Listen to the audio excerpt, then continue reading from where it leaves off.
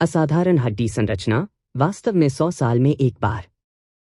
जब तक उसकी भविष्य की समझ खराब नहीं है, वह निश्चित रूप से महान चीजें हासिल करेगा। रक्ति देवी ने बच्चे के छोटे से गाल पर हाथ फेरते हुए मुस्कुराते हुए कहा, उसके चेहरे को देखकर उसकी समझ खराब नहीं होनी चाहिए। उन छोटी आंखों को देखो। कालमुनि ने कहा, गुरुजी, क्या आप उन्हें प्रत्यक्ष शिष्य के रूप में लेने की योजना बना रहे हैं? सहज रूप में।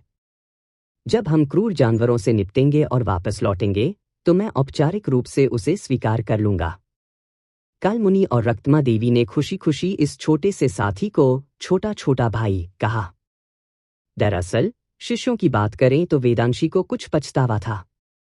उनके 4 प्रत्यक्ष शिष्यों में स्वाभाविक रूप से सभी अच्छी योग्यता थी और उन्होंने बहुत मेहनत की थी और उन्होंने हमेशा अपने शिष्यों को पोषित किया था। लेकिन किसी तरह, चाहे वह जन्म कुंडली हो या कुछ और, उनके 4 शिष्यों ने कड़ी मेहनत की, लेकिन उनके प्रयासों की दिशा कुछ अजीब थी, इतनी अजीब कि वेदांशी को उम्मीद थी कि वे इतनी मेहनत नहीं करेंगे। उनके सबसे बड़े शिष्य निर्मल देव जानवरों को वश में करने की कलाओं के प्रति आसक्त थे। जब भी वह बाहर होता था, तो वह जो भी छोटा जानवर मिलता था, उसे वापस लाता था। उसका आंगन इतना गंदा था कि कदम रखने के लिए कहीं नहीं था, और जब वेदांशी एक बार चाय के लिए अपने आंगन में गया, तो चूहों ने उसकी पैंट के पैरों को 3 बार ऊपर उठाया। उनके दूसरे शिष्य कालमुनि यांत्रिक कलाओं से प्यार करते थे और अपनी अधिकांश दैनिक ऊर्जा तंत्र पर शोध करने में खर्च करते थे। उन्होंने एक बार एक विशाल क्रॉसबो का आविष्कार किया था और परीक्षण के दौरान एक तीर ने अनंत जीवन हॉल की छत को उड़ा दिया, जिससे लगभग एक बड़ी आपदा हो गई। उनकी तीसरी शिष्या रक्तिम देवी एक पेंटिंग कट्टरपंथी थीं, जिन्होंने एक बार मूर्खतापूर्ण आशा की थी कि उनके गुरु उनकी खेती को समाप्त कर देंगे ताकि वह पेंटिंग के माध्यम से फिर से शुरू कर सकें और दांव में प्रवेश कर सकें। इसने वेदांशी कोमल और दयालु होने के लिए मजबूर हो गया था, जो वास्तव में किसी को डांटने के लिए मजबूर हो गया था। उनके सबसे छोटे शिष्य विद्याधर भी एक प्रतिभाशाली थे, वह कहानी की किताबों के प्रति आसक्त थीं। उन्होंने न केवल कहानी की किताबें पढ़ी बल्कि उन्हें खुद भी लिखा। वह अपने पीछे अमरतलाश शहर में कुछ लोकप्रिय कहानियां छोड़ गई थीं और यहाँ तक कि अपने सबसे बड़े और दूसरे वरिष्ठ भाइयों के उन वर्षों के बारे में भी लिखी थीं, जो कालमुनि ने उन्हें करते हुए पकड़ा और उन्हें अच्छी डांट दी। संक्षेप में, इन 4 अच्छे शिष्यों को मिसाल के रूप में वेदांशी को नए पाए गए बच्चे के लिए बहुत उम्मीदें थीं, साथ ही वह काफी चिंतित भी महसूस कर रही थी। वह जल्दबाजी में इस भविष्य के छोटे शिष्य को एक नाम देने के लिए तैयार नहीं था और जब वह एक उचित चुनने के लिए संप्रदाय में लौटा तो क्लासिक से सावधानीपूर्वक परामर्श करने की योजना बनाई। वे तीनों इस बच्चे को लेकर उस स्थान पर पहुंचे जहां क्रूर जानवरों के प्रकट होने की अफवाह थी और वास्तव में क्रूर जानवरों को देखा। यह एक पहाड़ी चट्टान की तलहटी में बना एक छोटा सा गांव था। लगभग 100 क्रूर जानवरों ने अभी अभी इस गांव को तबाह करना समाप्त किया था और अपना पेट भरकर खा पी कर आराम कर रहे थे। हवा खून की गंध से भर गई थी। वेदांशी के हाव भाव गंभीर थे। क्रूर जानवर व्यक्तिगत रूप से एक चीज थे, लेकिन एक पैक एक पूरी तरह से अलग अवधारणा थी। जितने अधिक थे, वे उतने ही अधिक परेशानी वाले हो गए। गुरु और 2 शिष्यों ने अंत में उन सभी को साफ करने से पहले काफी प्रयास किया। क्रूर जानवरों को साफ करने के बाद वे आराम करने के लिए लाशों के बीच बैठ गए। रक्तिम देवी की गोद में बच्चा अचानक दिल दहला देने लगा, अपने छोटे हाथों को फैलाकर संघर्ष करने लगा, हालांकि यह स्पष्ट नहीं था कि वह भूखा था या कुछ और। जबकि रक्ति देवी ने धीरे से बच्चे की पीठ थपथपाई, उसने वेदांशी से कहा, मास्टर, मैं चारों ओर देखूंगी कि क्या कोई गाय या भेड़ है जो दूध प्रदान कर सकती है। वेदांशी बोलने ही वाली थी कि अचानक उसने देखा कि आसमान बदल गया है। उनके सिर के ठीक ऊपर एक विशाल चंद्रमा तेजी से उग रहा था। चंद्रमा के जबरदस्त दबाव के कारण आसपास का स्थान कुछ हद तक विकृत हो गया। नहीं, वह चांद नहीं था। सूर्य पुष्प संप्रदाय के नेता और Z river sky shaking mirror के धारक के रूप में वेदांशी अच्छी तरह से जानते थे कि वह क्या था। देवांश राठौर ने कहा, आपने अंदाजा लगा लिया होगा। उन्होंने कहा, जोरावर सिंह ने अपने 4 निजी शिष्यों के साथ वेदांशी और उनके शिष्यों पर घात लगाकर हमला किया। ज़ेड नदी स्काई शेकिंग मिरर में स्टारडस्ट, एक बार जब एक धब्बा भी आपको छू लेता है तो आप दर्पण में खींच लिए जाएंगे। वेदांशी और उनके शिष्यों को क्रमिक रूप से ज़ेड नदी के स्काई शेकिंग मिरर में कैद कर लिया गया। काव्यायु ने भौहें सिकोड़ ली। साथ ही शिष्य मौत की लड़ाई में एक दूसरे के खिलाफ हो रहे थे। कोई भी कल्पना कर सकता था कि लड़ाई कितनी क्रूर थी। उसने पूछा, आगे क्या हुआ? बाद में जब वेदांशी और उनके शिष्य जागे तो उन्हें पता चला कि निर्मल देव और विद्याधर उनसे भी पहले दर्पण में आ चुके हैं। पांचों ने एक दूसरे की ओर देखा और वेदांशी फूट फूट कर मुस्कुराई, कहा, मैंने आप सभी को नीचे खींच लिया है। विद्याधर ने कहा, गुरुजी, आप ऐसी बात कैसे कह सकते हैं? यह स्पष्ट रूप से मार्शल अंकल है। यह जोरावर सिंह है, जिसकी भेड़िए की महत्वाकांक्षाएं हैं और विश्वासघाती इरादे हैं। निर्मल देव ने रक्तिम देवी से पूछा, तुम अभी भी एक बच्चे को गोद में क्यों ले रही हो?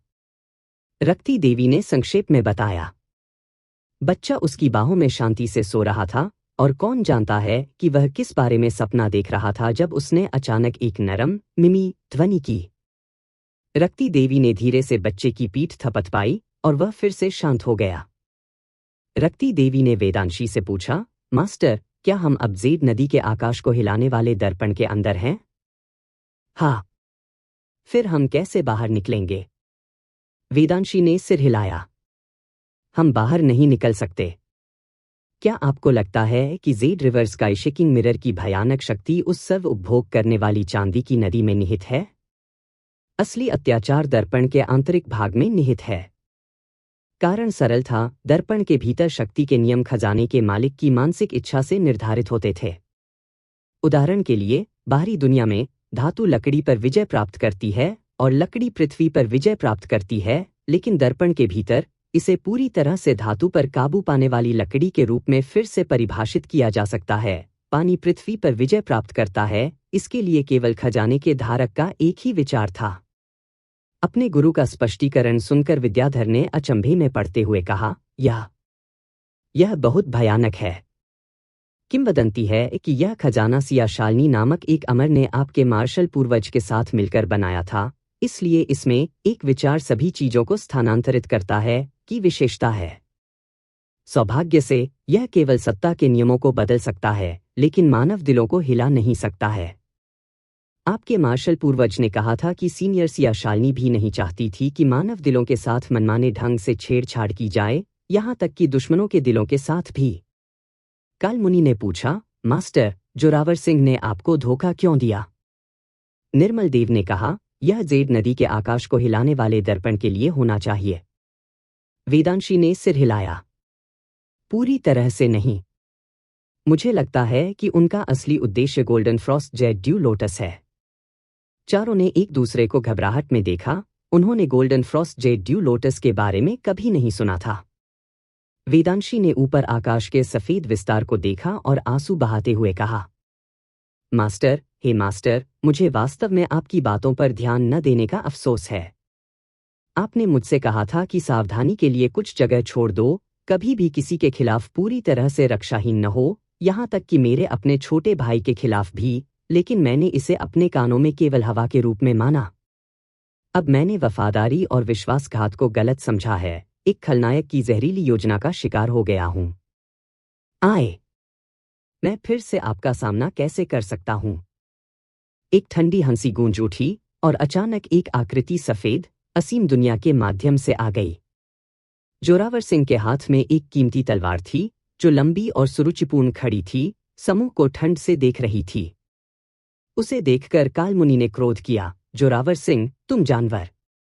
मेरे स्वामी ने कभी भी तुम्हारे साथ बुरा व्यवहार नहीं किया, फिर भी अब तुम विश्वास तोड़ते हो और शत्रुता के साथ दयालुता का बदला चुकाते हो।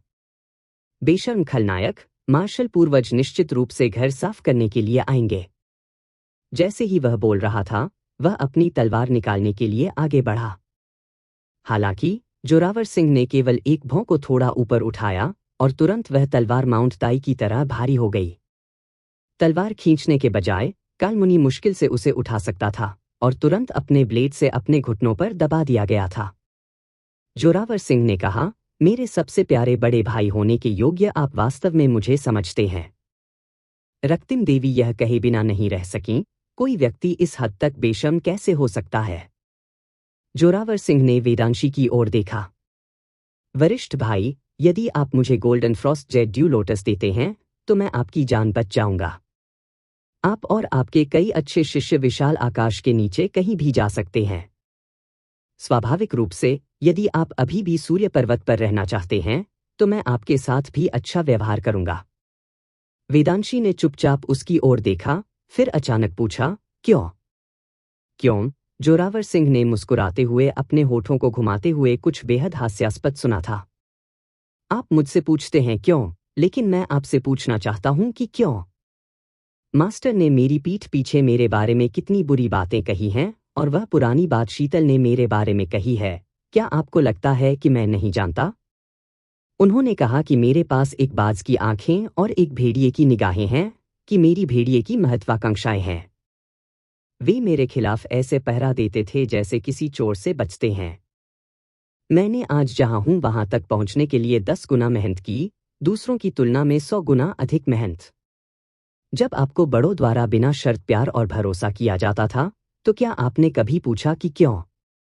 जब आपने इस दुनिया में सबसे अच्छी चीजों का आनंद लेते हुए हर चीज का आनंद लिया, तो क्या आपने कभी पूछा कि क्यों? जब आपने Z river sky shaking mirror का उपयोग किया और एक अमर शरीर धारण किया, तो क्या आपने कभी पूछा कि क्यों?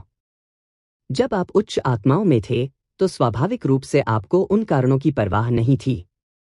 लेकिन क्या आपने कभी सोचा है कि आप मुझसे ज्यादा भाग्यशाली थे, मुझसे थोड़ा पहले संप्रदाय में प्रवेश कर गए थे? अब यह केवल तुम्हें मेरी स्थिति का थोड़ा अनुभव करने दे रहा है, और तुम पूछना शुरू कर देते हो कि क्यों? हे, हा हा हा हा। वेदांशी, क्या इस दुनिया में तुमसे ज्यादा पाखंडी कोई है? वेदांशी ने उसकी इन बातों को अचंभे में छोड़ते हुए सुना, फिर अचानक फूट फूट कर मुस्कुराया और अपना सिर हिलाया, उसकी ओर पूरे उपहास के साथ देखते हुए कहा, तो ऐसा ही है जो तुमने हमेशा सोचा है? इन सभी वर्षों में यह दिखावा करने के लिए थका देने वाला रहा होगा। जोरावर सिंह ने भी उसकी ओर मजाक की नजर से देखा। आपने मुझे जो दर्द दिया है, उसकी तुलना में यह थोड़ी सी थकावट कुछ भी नहीं है। वेदांशी ने आह भरते हुए कहा, छोटे भाई, आपने सब कुछ योजना बनाई है और गणना की है, लेकिन मुझे आपको जो बताना होगा वह यह है कि आपको योजना बनाने की बिल्कुल भी आवश्यकता नहीं थी। यदि आप बस गिर गए होते और पहले मुझसे पहले मर गए होते, तो आपको बचाने के लिए मैं निश्चित रूप से आपको golden frost jade dew lotus पास कर देता। मुझ पर भरोसा करने के बजाय मेरे खिलाफ योजना को प्राथमिकता देने के लिए धन्यवाद देना चाहिए। इस प्रकार मुझे आपके असली चरित्र को स्पष्ट रूप से देखने और मास्टर के गुप्त खजाने को भेड़िया महत्वाकांक्षाओं वाले किसी व्यक्ति के हाथों में पड़ने से बचने के लिए। इन शब्दों ने जोरावर सिंह के हाव भाव को कुछ टेढ़ा मेढ़ा कर दिया। जोरावर सिंह ने उसे गौर से देखा, उपहास करते हुए, वेदंशी, क्या आपको लगता है कि मेरे पास आपसे निपटने का कोई तरीका नहीं है? क्या तुम मुझे मारने जा रहे हो? वेदांशी ने शांति से उसकी आंखों में देखा, मानो उन संकीर्ण आंखों से दूसरे की आत्मा को देखने की कोशिश कर रहा हो। उन्होंने कहा, हालांकि golden frost jade dew lotus मुझे एक अमर शरीर प्रदान करता है, Z river sky shaking mirror के भीतर नियम आपके द्वारा निर्धारित किए गए हैं, शायद आप वास्तव में मुझे मार सकते हैं। लेकिन क्या आप जानते हैं कि golden frost jade dew lotus मेरे दिल के क्षेत्र के साथ एक है? अगर मैं मर जाता हूं, तो यह एक गुरु को स्वीकार करना जारी नहीं रखेगा, बल्कि मेरे हृदय क्षेत्र के साथ मिलकर मुरझा जाएगा। जोरावर सिंह, क्या आप कोशिश करना चाहते हैं? स्वाभाविक रूप से जोरावर सिंह ने कोशिश करने की हिम्मत नहीं की। वह मुस्कुराया, तुम मेरे सबसे प्यारे बड़े भाई हो, मैं तुम्हें कैसे मार सकता हूं? हालांकि अन्य एक अलग मामला है। इसके साथ ही उन्होंने निर्मल देव को पकड़ लिया। सीनियर ब्रदर हमेशा परोपकारी और दयालु रहे हैं। मुझे आश्चर्य है कि क्या आप अपनी वजह से अपने शिष्य को मरते हुए देखने के लिए तैयार हैं? निर्मल देव ने क्रोधित होकर कहा, जानवर, आगे बढ़ो और मुझे मार डालो। अगर मैं पलक झपकाता हूं, तो मैं असली आदमी नहीं हूं। फिर इसके बाद जोरावर सिंह ने वेदांशी के 4 शिष्यों को अपनी आंखों के सामने प्रताड़ित कर उनकी हत्या कर दी। निर्मल देव और कालमुनि ने जोरावर सिंह को अपनी मरती हुई सांसों से शाप दिया। विद्याधर फूट फूट कर रोने लगे। रक्तिम देवी चुप रहीं, लेकिन इन 4 लोगों में से एक ने भी दया की भीख नहीं मांगी और न सिर झुकाया। Jade river sky shaking mirror के भीतर कोई दिन या रात नहीं थी, इसलिए कोई नहीं जानता था कि यह यातना कितने समय तक चली। वे केवल इतना जानते थे कि हर जगह खून बह रहा है, और वेदांशी खून के पूल में खड़ा था और उसके चेहरे से आंसू बह रहे थे, फिर भी अंततः golden frost jade dew lotus को कभी नहीं छोड़ा। इन 4 शिष्यों को मारने के बाद जोरावर सिंह ने जमीन पर एक रोते हुए शिशु को देखा और अधीरता से अपनी तलवार निकाल ली, एक वार के साथ गले को बंद कर दिया। बच्चे का रोना बंद हो गया और इस तरह उसकी मृत्यु हो गई। फिर क्या हुआ? इसके बाद जोरावर सिंह प्रियंका को लेकर आए। प्रियंका? इस नाम ने काव्यायून और अन्य लोगों को आश्चर्य से चिल्लाया, हालांकि केवल शीतल आश्चर्यचकित लग रहा था, केवल तिरस्कार पूर्वक खर्राटे ले रहा था। देवांश राठौड़ के हाव भाव शांत रहते हुए उन्होंने उत्तर दिया, हाँ, प्रियंका। उस समय इस आश्चर्यजनक रूप से सुंदर महिला के पास सूर्यकांत ट्विन जेम्स दोनों के साथ कुछ हद तक अस्पष्ट रोमांटिक अफवाहें थीं। कोई नहीं जानता था कि उन तीनों के बीच का रिश्ता वास्तव में क्या था। संभवतः केवल वे ही जानते थे। और तब? फिर जोरावर सिंह की तलवार प्रियंका के गले में दब गई थी। वेदांशी ने दर्द से उनकी ओर देखा। कौन जानता है कि वह क्या सोच रहा था, लेकिन भाइयों के कुछ समय तक मौन टकराव में एक दूसरे का सामना करने के बाद वेदांशी ने कहा, इस जीवन में मैंने गुरु को विफल कर दिया है, अपने शिष्यों को विफल कर दिया है और पाप से भारी हूं। मेरे पास अब इस दुनिया में शर्मनाक तरीके से जीने का चेहरा नहीं है। मैं केवल यह आशा करता हूं कि आप पिछले स्नेह के लिए रैंकिंग के साथ दयालु व्यवहार करेंगे। इतना कहकर उसकी छाती चमकने लगी। प्रियंका ने अपने चेहरे पर आंसू बहाते हुए सिर हिलाया, नहीं। जोरावर सिंह लालच से उस कमल को घूर रहा था जिस पर वह जुनूनी था। वेदांशी के सीने से कमल निकलने के बाद वह धीरे धीरे जोरावर सिंह की ओर चला गया। जोरावर सिंह की आंखें चौड़ी हो गईं, उनकी सांसें और अधिक तेज हो गईं, और अनजाने में उनके चेहरे पर मुस्कान खिल गई। हालांकि जैसे ही कमल आधा तैरता था, उसने अचानक दिशा बदल दी और नीचे की ओर गिर गया।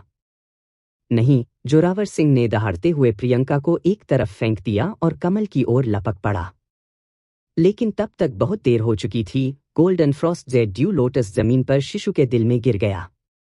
वेदांशी ने शिशु की ओर इशारा करते हुए कहा, मेरे सूर्य पुष्प संप्रदाय का उत्थान और पतन, अस्तित्व और निरंतरता इसी एक व्यक्ति में निहित है। इसके साथ ही उसने अपनी ही मेरिडियन को काट दिया और मर गया। प्रियंका जमीन पर शक्तिहीन रूप से बैठी थी, गिरते ही उसे घूरती रही, फिर अचानक आत्ममजाक उड़ाने लगी। शिशु की उंगलियां हिलने लगीं और जल्द ही उसने फिर से सांस लेना शुरू कर दिया।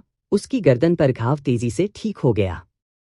जोरावर सिंह असहाय होकर देख रहे थे क्योंकि वह और golden frost jade dew lotus एक दूसरे के पास से गुजर रहे थे। वह पूरी तरह से टूट गया, क्रोध से आंखें लाल हो गईं और अपनी कीमती तलवार पकड़ ली। शिशु को बार बार एक गुस्से में छुरा घोंप दिया, एक के बाद एक तलवार, कोई नहीं जानता था कि कितनी देर तक। शिशु लगातार विलाप करता रहा। एक घाव मुश्किल से ठीक हो रहा था, इससे पहले कि दूसरा तेजी से जोड़ा गया था, जब तक कि अंत में वह ऐसा नहीं लग रहा था जैसे उसे खूनी पानी से खींचा गया हो। छुरा घोंपने से थक कर जोरावर सिंह जमीन पर बैठ गया। उसका शरीर और चेहरा बहुत ताजे खून से लथपथ था, उसे साफ करने के लिए बहुत आलसी था। थोड़ी देर बाद उसने अचानक रोते हुए शिशु को जमीन पर उठा लिया और एक भयानक हंसी दी। मुझे कोई नहीं रोक सकता, कोई नहीं रोक सकता। बाद में, शायद कोल्ड हेरॉन विद्रोह समाप्त होने के कुछ ही समय बाद, प्रियंका ने जोरावर सिंह के साथ एक बहुत ही हाई प्रोफाइल शादी की, जिसमें 2 साल के मकर सिंह भी शामिल थे। चूंकि प्रियंका फुझोंग पर्वत पर एकांत में खेती कर रही थीं और शायद ही कभी सार्वजनिक रूप से दिखाई देती थीं, किसी ने भी उन्हें कभी गर्भवती नहीं देखा था, लेकिन उन्होंने इसके बारे में कुछ भी सवाल करने की हिम्मत नहीं की। इस प्रकार सभी ने मौन रूप से मान लिया कि यह एक बच्चा था जिसे जोरावर सिंह और प्रियंका ने बाहर अपने अफेयर के दौरान गर्भ धारण किया था। मकर सिंह की देखभाल करने वाले नौकरों को स्वाभाविक रूप से उनके शरीर पर सुगंध के बारे में अच्छी तरह से पता था, लेकिन किसी ने भी इस मामले पर चर्चा करने की हिम्मत नहीं की। जो कोई भी इसके बारे में एक शब्द भी कहेगा वह इस दुनिया से गायब हो जाएगा। वेदांशी पर अचानक हमले में जोरावर सिंह के साथ गए 4 निजी शिष्यों में से 3 की मृत्यु हो गई थी और शेष एक पागल और मूक दोनों हो गया था। अब प्रियंका की भी मौत हो चुकी थी। जिन लोगों ने उस घटना का अनुभव किया था उनमें सिर्फ जोरावर सिंह ही रह गए थे। देवांश राठौड़ का वृत्तांत सुनने के बाद शीतल की आंखों में पहले से ही आंसू आ गए थे। उसने अपनी छाती पीटी और रोई। बड़े भाई, मैंने आपको विफल कर दिया है। आपने मुझे सूर्य पुष्प संप्रदाय पर नजर रखने और इन कनिष्ठों की देखभाल करने के लिए कहा था, लेकिन अब मैंने आपके विश्वास को विफल कर दिया है, जिससे वफादार मुसीबत में पड़ सकते हैं जबकि भेड़िए बड़े पैमाने पर दौड़ते हैं। तुमसे मिलने के लिए मेरे पास कौन सा चेहरा बचा है? काव्यायून ने उसे सांत्वना दी। वरिष्ठ, कृपया बहुत दुखी न हो। सौभाग्य से सूर्य पुष्प संप्रदाय का गुप्त खजाना भेड़ियों के हाथों में नहीं पड़ा। मकर सिंह असाधारण रूप से प्रतिभाशाली हैं और निश्चित रूप से भविष्य में सूर्य पुष्प संप्रदाय को पुनर्जीवित करेंगे। शीतल ने फिर अपने आंसू रोक दिए और मकर सिंह को ऊपर नीचे देखते हुए कहा, जब मैंने उस समय जोरावर सिंह से लड़ाई की थी, क्योंकि वह पहले से ही जेड नदी के स्काई शेकिंग मिरर में महारत हासिल कर चुका था और वेदांशी मर चुका था, तो मैंने स्वाभाविक रूप से उसके झूठ पर विश्वास किया, यह सोचकर कि वेदांशी को उसके द्वारा धोखा दिया गया था और उसने golden frost jade dew lotus भी उसे दे दिया था। मैंने कभी नहीं सोचा था कि यह आप पर होगा। जब आप सूर्य पर्वत पर आए तो मैं पहले ही उस जानवर द्वारा सत्य की ओर लौटने की गुफा में कैद हो चुका था और मुझे आपसे मिलने का कभी मौका नहीं मिला। बच्चे, ये साल तुम्हारे लिए बहुत कठिन रहे होंगे, है ना? मकर सिंह घबरा गए थे। अभी भी देवांश राठौड़ के पहले के खाते से उबर नहीं पाए थे। शीतल के यह पूछते हुए सुनकर उसने सिर हिलाया और कहा, तुमने और मास्टर और वरिष्ठ भाइयों और बहनों ने जो कष्ट झेला है, उसकी तुलना में मैंने जो अनुभव किया वह उल्लेख करने लायक कुछ भी नहीं है। बाद में मकर सिंह ने मोटे तौर पर सूर्य पुष्प संप्रदाय में अपने वर्षों को याद किया, फिर रतनपुरी शहर की घटनाओं के बारे में बताया। जब शीतल ने सुना कि जोरावर सिंह दंपति ने एक बच्चे के साथ इस तरह का व्यवहार किया है, तो वह इतनी गुस्से में थी कि उसने अपने दांत पीस लिए और जोर से शाप दिया। बाद में जब उसने सुना कि प्रियंका को एक जीवित कठपुतली बना दिया गया है और जोरावर सिंह के नियंत्रण में आत्महत्या कर ली है, तो उसने उपहास किया और कहा, वह स्पष्ट रूप से जानती थी कि जोरावर सिंह एक जानवर था, फिर भी मूर्खतापूर्ण कल्पना कर रहा था कि एक जानवर उसके लिए एक मानव हृदय विकसित कर सकता है। वह अपनी मूर्खता से मर गई और उसकी मृत्यु अन्यायपूर्ण नहीं थी। हर कोई जानता था कि वह सच बोलती है, लेकिन चूंकि प्रियंका पहले ही मर चुकी थी, इसलिए किसी ने ज्यादा कुछ नहीं कहा। बोलने के बाद शीतल ने काव्यायूं की ओर देखा और पूछा, लड़की, मैं देखता हूं कि आपकी तलवारबाजी काफी अच्छी है। तुम्हारा स्वामी कौन है? काव्यायूं ने उत्तर दिया, वरिष्ठ, मैं हिमालय संप्रदाय से आता हूं। मेरे गुरु का नाम सुमित है। सुमित? एक जूनियर तलवार कृषक जो हाल के वर्षों में प्रमुखता से उभरा है। मैं इतने सालों से कैद हूं कि मैंने उसके बारे में कभी नहीं सुना। काव्यायून अपने दिल में जानती थी कि उसके गुरु ने एक मन के मार्ग की खेती की है, लेकिन वह सीधे तौर पर ऐसा नहीं कह सकती थी, केवल जवाब दे रही थी, हमारा हिमालय संप्रदाय करुणा के मार्ग की खेती करता है। आपने क्या कहा? शीतल चौंक गया और भ्रमित दोनों था। करुणा के मार्ग की कभी भी अच्छी प्रतिष्ठा नहीं थी, जो मोटे तौर पर खेती की विफलता का पर्याय था। लेकिन उसके सामने इस युवा महिला के पास असाधारण तलवारबाजी थी और उसका जादुई खजाना भी काफी असामान्य था। क्या ऐसा हो सकता है कि जिन वर्षों में वह कैद थी, करुणा के मार्ग ने कुछ उल्लेखनीय सफलता हासिल की थी? काव्यायूं के भी अपने प्रश्न थे। सीनियर अनबाउंड स्वॉर्ड घोस्ट ने पहले उल्लेख किया था कि Z river sky shaking mirror Suryakant Kumar के लिए सिया शालिनी नामक एक अमर की मदद से बनाया गया था। जब सीली ने सिया शालिनी का नाम सुना, तो उसकी गोल आंखें चारों ओर घूम गईं और वह सुनने के लिए खड़ा हो गया। हाँ, सिया शालिनी एक दोस्त थी जिससे सीनियर ब्रदर अपने स्वर्गारोहण के बाद मिले थे। बड़े भाई ने उसका उल्लेख किया। यह सिर्फ इतना है कि सीनियर ब्रदर अपने स्वर्गारोहण के बाद शायद ही कभी लौटते थे, इसलिए मैं सिया शालिनी के बारे में भी ज्यादा नहीं जानता। सीली मदद नहीं कर सका लेकिन कह सका, क्या आप नहीं जानते कि वे दाव साथी हैं? आपने क्या कहा? सीली कुछ हद तक निराश हुआ, यह देखकर कि शीतल उससे भी कम जानता था। इसके बाद उन्होंने सूर्यकांत कुमार और सिया शालिनी को किस करते हुए व्यक्तिगत रूप से देखने के बारे में बताया।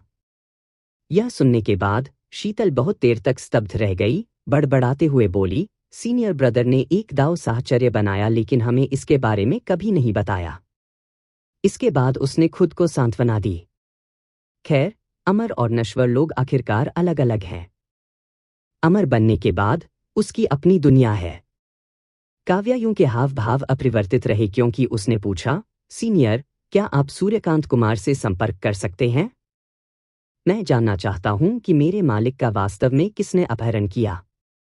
जोरावर सिंह में खुद वह क्षमता नहीं होनी चाहिए। उसने संक्षेप में अपने मालिक के अपहरण के बारे में बताया। शीतल ने सिर हिलाया। मैं पहले ही वरिष्ठ भाई से संपर्क खो चुका हूं। देवांश राठौड़ ने जमीन से तलवार उठाई और बढ़ा चढ़ाकर अपने शरीर पर गिरे हुए पत्तों को झाड़ दिया। कौन जानता था कि वह क्या सोच रहा था। वह हाथ की सील से खुद को और अधिक कुशलता से साफ कर सकता था, लेकिन अब उसने जानबूझकर पत्तियों को ब्रश करने के लिए बहुत शोर किया। पत्तियों को झाड़ने के बाद उन्होंने कहा, मैंने वह सब कुछ कह दिया है जो मुझे कहने की जरूरत थी। अलविदा। शीतल ने उसे नहीं रोका और न ही उस पर फिर से हमला किया। वह बस जटिल भावनाओं के साथ उसकी ओर देखती थी। जब वह जाने के लिए मुड़ा तो उसने पूछा, तुमने मुझे वापस क्यों धोखा दिया? और अब आप इन सच्चाइयों को क्यों उजागर कर रहे हैं? इसमें इतना अजीब क्या है? हर कोई बिना किसी अपवाद के अपनी इच्छाओं के लिए जीता है। इतना कहने के बाद उसने उनकी ओर पीठ कर ली, अपना हाथ उठाया और विदाई के रूप में लहराया। जैसे ही वह चला गया, एक छोटी सी धुन गुनगुनाते हुए गिरे हुए पत्तों पर चलते हुए उसका मोटा मोटा फिगर धीरे धीरे घने जंगल में गायब हो गया। मकर सिंह काव्यायूं के पास खड़ा था, उसे देवांश राठौर के पीछे हटने वाले आंकड़े को घूरते हुए देखकर और मदद नहीं कर सका, लेकिन धीरे से उसे बुलाया, काव्यायूं, तुम किस बारे में सोच रही हो? क्या आपको यह अजीब नहीं लगता कि वह सब कुछ इतनी स्पष्ट रूप से कैसे जानता था? मानो उसने इसे व्यक्तिगत रूप से देखा हो। यह बहुत अजीब है। अगर उन्होंने इसे व्यक्तिगत रूप से देखा होता तो जोरावर सिंह के चरित्र को देखते हुए वह आज तक जीवित नहीं रहते। रोशनी ने पूछा, आपका क्या मतलब है? क्या वह कहानियां बना रहा था? काव्यायूं ने अपना सिर हिलाया। ऐसा नहीं लगता। आर्य सुमेधा ने उत्तर सागर तलवार को कंधा दिया और लापरवाही से कहा, जो भी हो, हर किसी के अपने रहस्य होते हैं। उसकी परवाह कौन करता है? अब आइए सोचें कि Z river sky shaking mirror से कैसे निपटा जाए। इसके बारे में सोचने की जहमत मत उठाओ, इससे निपटा नहीं जा सकता। शीतल ने अपना सिर हिलाया। जब से Z river sky shaking mirror दुनिया में दिखाई दिया, यह कभी पराजित नहीं हुआ है। हालांकि जोरावर सिंह एक जानवर हैं, लेकिन उनकी खेती भी दुनिया में सबसे अच्छी है। अपनी खेती के स्तर के साथ पूरे शहर को निगलने के लिए Z river sky shaking mirror का उपयोग करना आसान होगा। मुझे लगता है, अमरों के अलावा इस दुनिया में किसी के पास jade river sky shaking mirror से निपटने की क्षमता नहीं होनी चाहिए। अधिक से अधिक कोई भी उसके दर्पण के नीचे से बच सकता था और पकड़े जाने से बच सकता था। काव्यायूं का लक्ष्य जोरावर सिंह के हाथों से भागना नहीं था, वह उसे पकड़ना चाहती थी और उससे अपने मालिक के ठिकाने के बारे में पूछताछ करना चाहती थी। वर्तमान स्थिति से यह लक्ष्य अव्यावहारिक रूप से उच्च लग रहा था। रोशनी ने पूछा, तो क्या उसके जादू के खजाने को चुराना संभव है? हमें इसे स्वयं उपयोग करने की आवश्यकता नहीं है, बस उसे इसका उपयोग करने से रोकें। वरिष्ठ बहन, क्या लिटिल टॉवर ने आपको एक अदृश्यता लबादा नहीं दिया? उसके द्वारा याद दिलाया गया। काव्यायूं की आंखें चमक उठीं। यह समझ में आता है। लेकिन शीतल ने कहा, अगर यह चोरी हो सकता था तो किसी ने इसे बहुत पहले चुरा लिया होता। आप सभी का इंतजार क्यों करें? इस मार्शल दुनिया में बहुत सारे किसान हैं जो खजाने की चोरी के विशेषज्ञ हैं। जेड नदी स्काई शेकिंग मिरर एक शक्तिशाली अमर कलाकृति है। हालांकि यह एक जन्म का जादू का खजाना नहीं है, इसे किसी की चेतना के समुद्र में संग्रहित किया जा सकता है और इसे चुराया नहीं जा सकता है। इस सूर्यकांत कुमार ने वास्तव में जादू के खजाने को गढ़ते समय दूसरों के लिए कोई शोषण योग्य अवसर नहीं छोड़ा। काव्यायूं को सिर दर्द महसूस हुआ। उसने अपनी कनपटी को रगड़ते हुए कहा, चलो पहले इस जगह को छोड़ दें। फिर समूह ने नीट फैमिली से 2 बार और टेलीपोर्टेशन उधार लिया, फिर पैदल यात्रा की। जैसे ही रात हुई, वे एक झील के किनारे ठहर गए। हर कोई लड़ गया था, भाग गया था और अप्रत्याशित समाचार से चौंक गया था और सभी थक गए थे। उन्होंने मकर सिंह को निगरानी करने के लिए छोड़ दिया, जबकि अन्य लोग गहरी नींद में सो गए। इस डर से कि सूर्य पुशअप संप्रदाय के पीछा करने वाले उन्हें खोज सकते हैं, उन्होंने अपनी कैंप फायर भी बुझा दी। काव्यायून हल्की नींद में थी और थोड़ी देर सोने के बाद उठी। वह उठकर बैठ गई और देखा कि मकर सिंह झील के किनारे अकेले बैठे हैं। रात खामोश थी, आकाश और झील जुड़े हुए थे। झील के किनारे घास के पत्तों पर शरद ऋतु की ठंड बन गई थी। वह सफेद ठंड में बैठा था, उसका सिलहूट कुछ अकेला और ठंडा दिखाई दे रहा था, जैसे विशाल स्वर्ग और पृथ्वी में भटक रहे एक अकेली गल। कुछ ही दूरी पर घास में कुछ ससराहट हो रही थी, शायद कोई छोटा जानवर। काव्यायूं उत्सुकता से देखने के लिए चली गई। थोड़ी देर बाद वह वापस आई और मकर सिंह के कंधे पर थपथपाया। मकर सिंह ने मुड़ा और सबसे पहले एक हल्के भूरे रंग के खरगोश का सिर देखा। खरगोश घबराहट से तेजी से सांस ले रहा था, उसकी नाक फड़क रही थी, उसे चौड़ी, मासूम आंखों से घूर रही थी। मकर सिंह चौंक गया और चुप रहा। काव्यायूं का चेहरा धीरे धीरे खरगोश के सिर के पीछे से उभरा, उसे मुस्कुराहट के साथ देख रहा था। उसकी आंखें हंसी के साथ अर्धचंद्र में मुड़ गईं और उसकी भौहों के बीच का छोटा तिल ज्वलंत और मनोरम था। किसी कारण से मकर सिंह ने उस छोटे तिल के खिलाफ अपनी उंगलियों को दबाने की अनुभूति के बारे में सोचा। गर्म, जलता हुआ, जिससे उसका रक्त उसके पूरे शरीर में तेजी से बहता है, ठीक इस समय उसके दिल की तरह। यह देखकर कि मकर सिंह ने कोई प्रतिक्रिया नहीं दी, काव्यायून ने खरगोश को हिलाया, जो अपने कान खड़े करके खड़ा था, हिलने की हिम्मत नहीं कर रहा था। उसने हंसते हुए पूछा, क्या यह मनमोहक नहीं है? मकर सिंह की निगाहें उसकी आंखों से नीचे उसके होठों और ठुड्डी तक चली गईं, फिर वापस उसकी आंखों पर। वह मुस्कुराया और धीरे से कहा, इतना प्यारा, यह इतना प्यारा कैसे हो सकता है? काव्यायून ने फिर खरगोश को अपनी बाहों में भर लिया और उसके पास बैठ गई। उनके ऊपर आकाशगंगा शानदार थी और झील की सतह दर्पण चिकनी थी, जो सितारों को दर्शाती थी। मकर सिंह को इस दयालुता को स्वीकार करने के लिए मजबूर किया गया और खरगोश के सिर को सहलाने के लिए अपना सिर नीचे कर लिया, जबकि काव्यायून ने अपनी ठुड्डी को अपने हाथ पर रखा और उसे देखा। उसके पतले, पीले हाथ जेड नक्काशी की तरह सुंदर थे, उसके नाखून तारों की रोशनी में फीके चमकते थे। वह बल्कि उन हाथों को छूना चाहती थी। काव्यायूं ने अपना सिर हिलाया, इस तरह के अनुचित विचारों को दूर भगाते हुए मकर सिंह से पूछा, मकर सिंह, तुम क्या सोच रहे हो? मकर सिंह ने ऊपर देखा, उसकी नजर झील की सतह पर पड़ी। उसने अचानक आह भरी।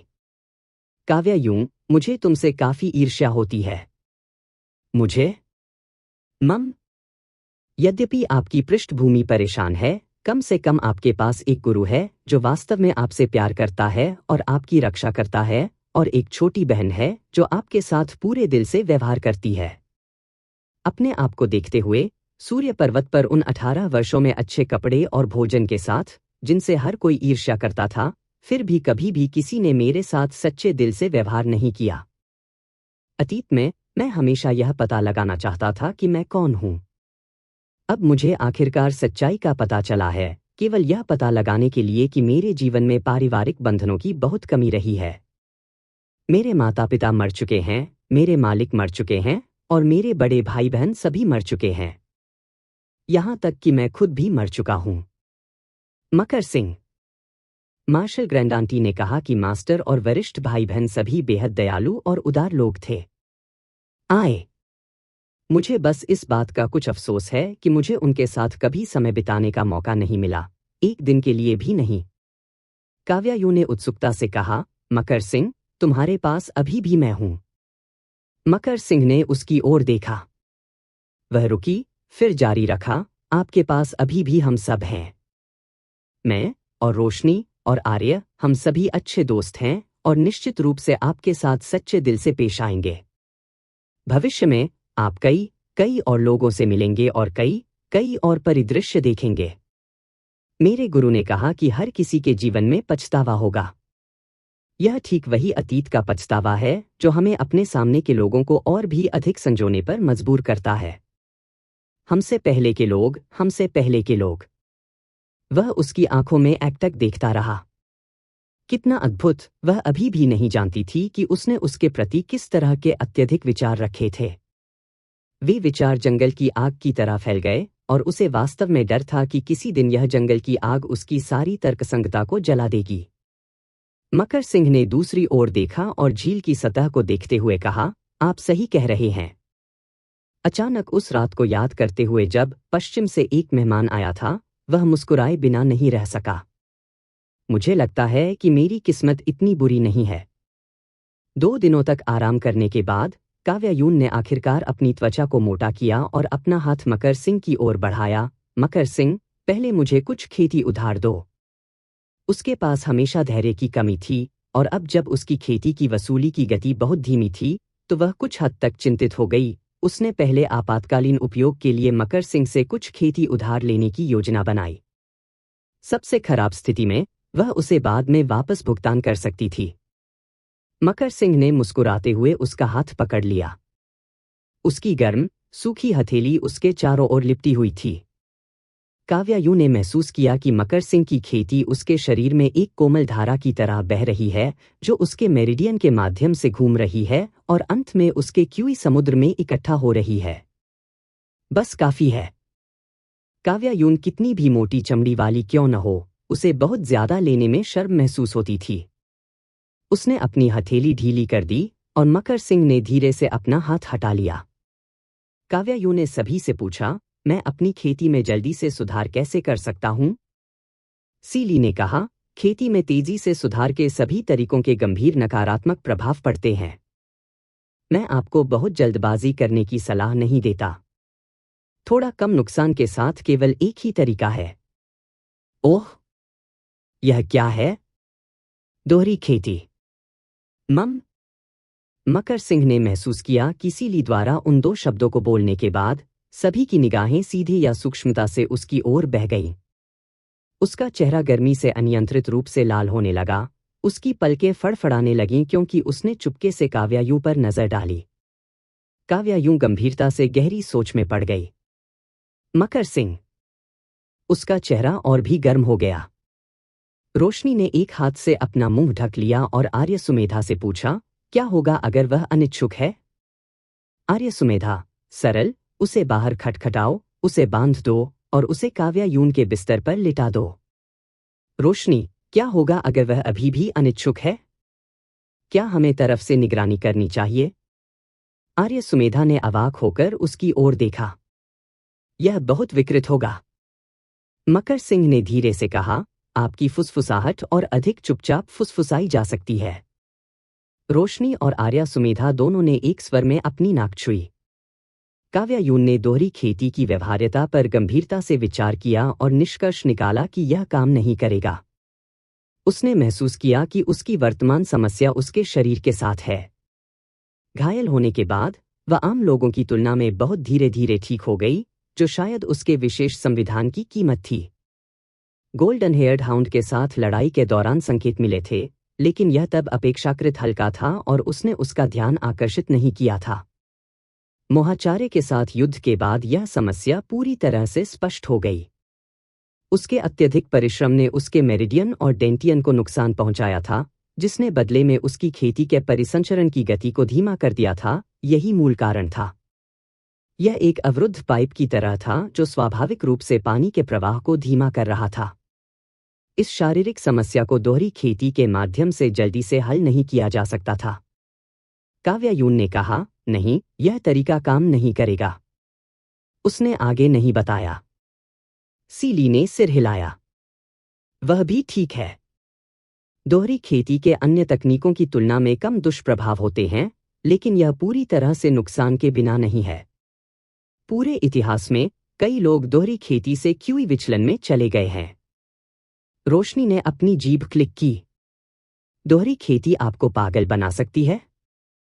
यह बहुत डरावना है। जरूरी नहीं कि पागल हो। जहां तक मुझे पता है, पागल होने के अलावा कुछ लोग बचपन में वापस आ गए हैं या उनके शरीर की अदला-बदली हो गई है। ऐसी स्थितियां दुर्लभ हैं, लेकिन अनसुनी नहीं हैं। शरीर की अदला-बदली, यह बहुत जादुई है। यदि कोई व्यक्ति और बिल्ली दोहरी खेती करते हैं और क्यूई विचलन में चले जाते हैं, तो क्या वह व्यक्ति बिल्ली बन जाएगा? यह सुनकर सीली ने उसकी ओर देखा। तुम्हारा क्या मतलब है? क्या आप एक विकृत हैं? रोशनी को समझ नहीं आया कि वह फिर से गुस्से में क्यों है और उसने हतप्रभ होकर कहा, मैं पूछ भी नहीं सकता? आप पूछ नहीं सकते और आप इसके बारे में सोच भी नहीं सकते। आपको निश्चित रूप से कुछ गंभीर बीमारी है। रोशनी इतनी गुस्से में थी कि उसके गाल फूल गए, जिससे उसका चेहरा और भी गोल लग रहा था। सीली को डांटने के बाद उसने मकर सिंह की ओर देखा। मकर सिंह। मकर सिंह की भौहें फड़क गईं। वह समझ नहीं पा रहा था कि उनके तर्क का उससे क्या लेना देना है। रोशनी, मकर सिंह, मैं तुम्हें डॉग बार्किंग ताबीज सिखाने जा रहा हूं। मकर सिंह।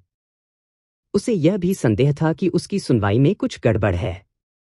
कुत्ता भौंकने वाला तावीज क्या है? यह निश्चित रूप से वह नहीं था जो उसने सोचा था। शाब्दिक अर्थ। डॉग बार्किंग तावीज से मारा गया कोई भी व्यक्ति जो कुछ भी कहता है वह भौंकने में बदल जाएगा। मकर सिंह को समझ नहीं आ रहा था कि वह क्या कहे। इस तरह का ताबीज बस अकल्पनीय और अनसुना था। मुख्य प्रश्न यह था कि वास्तविक युद्ध में इसकी क्या भूमिका हो सकती है। विरोधियों को अपमानित करने के लिए? उसने कठिनाई से कहा, क्या मैं इसे नहीं सीख सकता? अन्य लोग नहीं सीखने का विकल्प चुन सकते हैं, लेकिन आपको बिल्कुल करना चाहिए। मकर सिंह दंग रह गया। क्यों? रोशनी ने अपनी बाहों को पार किया और सीली की ओर घूर कर देखा। आपकी साधना ऊंची है। एक बार जब आप डॉग बार्किंग तावीज सीख लेते हैं और इसे इस कुत्ते चीज पर उपयोग करते हैं, तो इसके बारे में सोचें। एक बिल्ली अपना मुंह खोलती है और भौंकती है। क्या यह रोमांचक नहीं है? मकर सिंह ने सोचा कि इसके बजाय यह डरावना होगा। उसने काव्यायूं की ओर बेप्सी से देखा। काव्यायूं, कुछ कहो। काव्यायूं अपनी संविधान समस्या के बारे में सोच रही थी। मकर सिंह की बातें सुनकर उसने कहा, सीखो। सब कुछ सीखें। अधिक कौशल आपको कम नहीं करते हैं। मकर सिंह ने अपने होठों को एक साथ दबाया। पहले से ही उदास महसूस कर रहा था और अब डॉग बार्किंग तावीज सीखना है, जीवन का वास्तव में कोई अर्थ नहीं था। बाद में सूर्य पुष्प संप्रदाय के लोगों ने आखिरकार फिर से पकड़ लिया। काव्यायूं के समूह ने उन्हें कई हलकों में ले जाया, फिर चुपचाप फिर से अमरतलाश वाले शहर में चला गया। यह समूह जोरावर सिंह की नाक के ठीक नीचे अमरसी किंग टाउन के बाहरी इलाके में एक जीर्ण-शीर्ण मंदिर में रहता था। यह मंदिर अज्ञात युग का था, जिसमें टूटे हुए द्वार, क्षतिग्रस्त खंभे और राफ्टर, चूहे और कीड़े बड़े पैमाने पर चल रहे थे और हर जगह मकड़ी के जाले थे। केंद्र में पूजा की जाने वाली मिट्टी की मूर्ति आधी ही ढह गई थी। जांघों से लेकर सब कुछ मिट्टी के ढेर के रूप में जमीन पर ढेर हो गया था। रंग बेहद फीके पड़ गए थे, जिससे यह बताना असंभव हो गया था कि यह कौन सा देवता था। काव्यायूं ने मूर्ति को धूप की एक छड़ी की पेशकश की और कहा, ऊपर दिव्य आत्मा, हम कुछ ही गुजर रहे हैं और कई दिनों तक इस जगह को परेशान करेंगे। कृपया हमें क्षमा करें। कई दिन बीत जाने के बाद जब जोरावर सिंह ने अपने अधीनस्थ शिष्यों की रिपोर्ट सुनी, तो वह ठंडे स्वर में उपहास किए बिना नहीं रह सका। उसकी तर्जनी ने अपनी तलवार की मूठ पर विशाल माणिक को हल्के से रगड़ दिया, क्योंकि वह खुद से बुदबुदाया, मेरे साथ सादे दृष्टि में छिपने का खेल रहा है। कुछ युवा लोग वास्तव में लोगों को कम आंकते हैं। बलवान सिंह सम्मानपूर्वक उसके पास खड़ा था, ध्यान से पूछ रहा था, मास्टर, हम कब कार्य करें? उनके स्वर में छिपी हुई उत्तेजना थी। संप्रदाय के गद्दारों के खिलाफ धर्म युद्ध के लिए अपने मालिक के साथ काम करना, विशेष रूप से एक युवा मास्टर सहित, जिसने अपनी ही मां की बेरहमी से हत्या कर दी थी, इस तरह की एक बड़ी घटना निश्चित रूप से उसे अच्छा प्रदर्शन करने देगी और अपने मालिक को दिखाएगी कि उसकी क्षमताएं उस कुत्ते देवांश राठौर से भी बदतर नहीं थीं। जोरावर सिंह की पतली आंखें थोड़ी सिकुड़ गईं। आज रात। बलवान सिंह कुछ हैरान थे। आज रात? क्या यह बहुत जल्दबाजी नहीं होगी? क्या हमें चीजों को पहले से व्यवस्थित नहीं करना चाहिए? आखिरकार उनके पास शीतल है और अज्ञात पृष्ठभूमि का वह महान दानव है। जोरावर सिंह ने मेज से एक वस्तु उठाई और उसे ध्यान से देखते हुए कहा, मैंने पहले ही व्यवस्था कर ली है। आज रात है। यह एक नया परिष्कृत जादू का खजाना था, सोने के पाउडर में खींचे गए 64 हेक्साग्राम पैटर्न के साथ एक गोल लाल लाख की प्लेट, और प्लेट पर 2 क्रिस्टल स्पष्ट कांच के मोती, एक काला और एक सफेद। जैसे ही वह इसके साथ खेलता था, कांच के मोती लाख की प्लेट में चारों ओर लुढ़क जाते थे, जिससे किनारों से टकराने पर टकराने की आवाज आती थी। बलवान सिंह उत्सुक हो गया और उसने पूछा, मास्टर, यह जादू का खजाना किस लिए है? जोरावर सिंह मंद मंद मुस्कुराए। यह विशेष रूप से उस राक्षसी के लिए तैयार किया गया है। इन दिनों उन्होंने लगातार राक्षसी के समूह को ट्रैक करने के लिए लोगों को भेजा था। उनके शिष्यों द्वारा बताई गई खुफिया जानकारी के आधार पर उन्होंने विश्लेषण किया कि रतनपुरी शहर में लड़ाई के बाद काव्यायुं को गंभीर प्रतिक्रिया का सामना करना पड़ सकता है, और सत्य की ओर लौटने की गुफा के बाहर की लड़ाई ने उनके अनुमान की पुष्टि की। जब वह बीमार थी तो उसे मारने के लिए हड़ताल करें अब सबसे अच्छा अवसर था। चूंकि वह राक्षसी के ठिकाने को जानता था, इसलिए उसने तुरंत कार्रवाई करने का फैसला किया।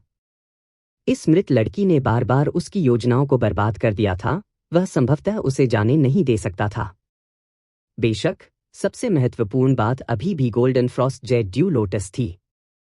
मकर सिंह के बारे में सोचकर जोरावर सिंह के हाव भाव काले पड़ गए।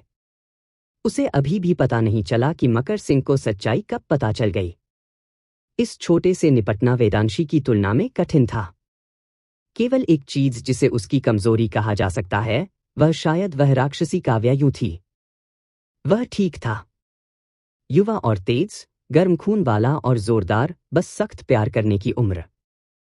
अगर वेदांशी उस समय इस उम्र की होती, तो उसे बहुत पहले golden frost jade dew lotus मिल गया होता। अगर राक्षसी भी काम नहीं करती, तो जोरावर सिंह ने अपनी आंखें सिकोड़ लीं और ठंडे स्वर में कहा, फिर मेरे पास अन्य तरीके भी हैं।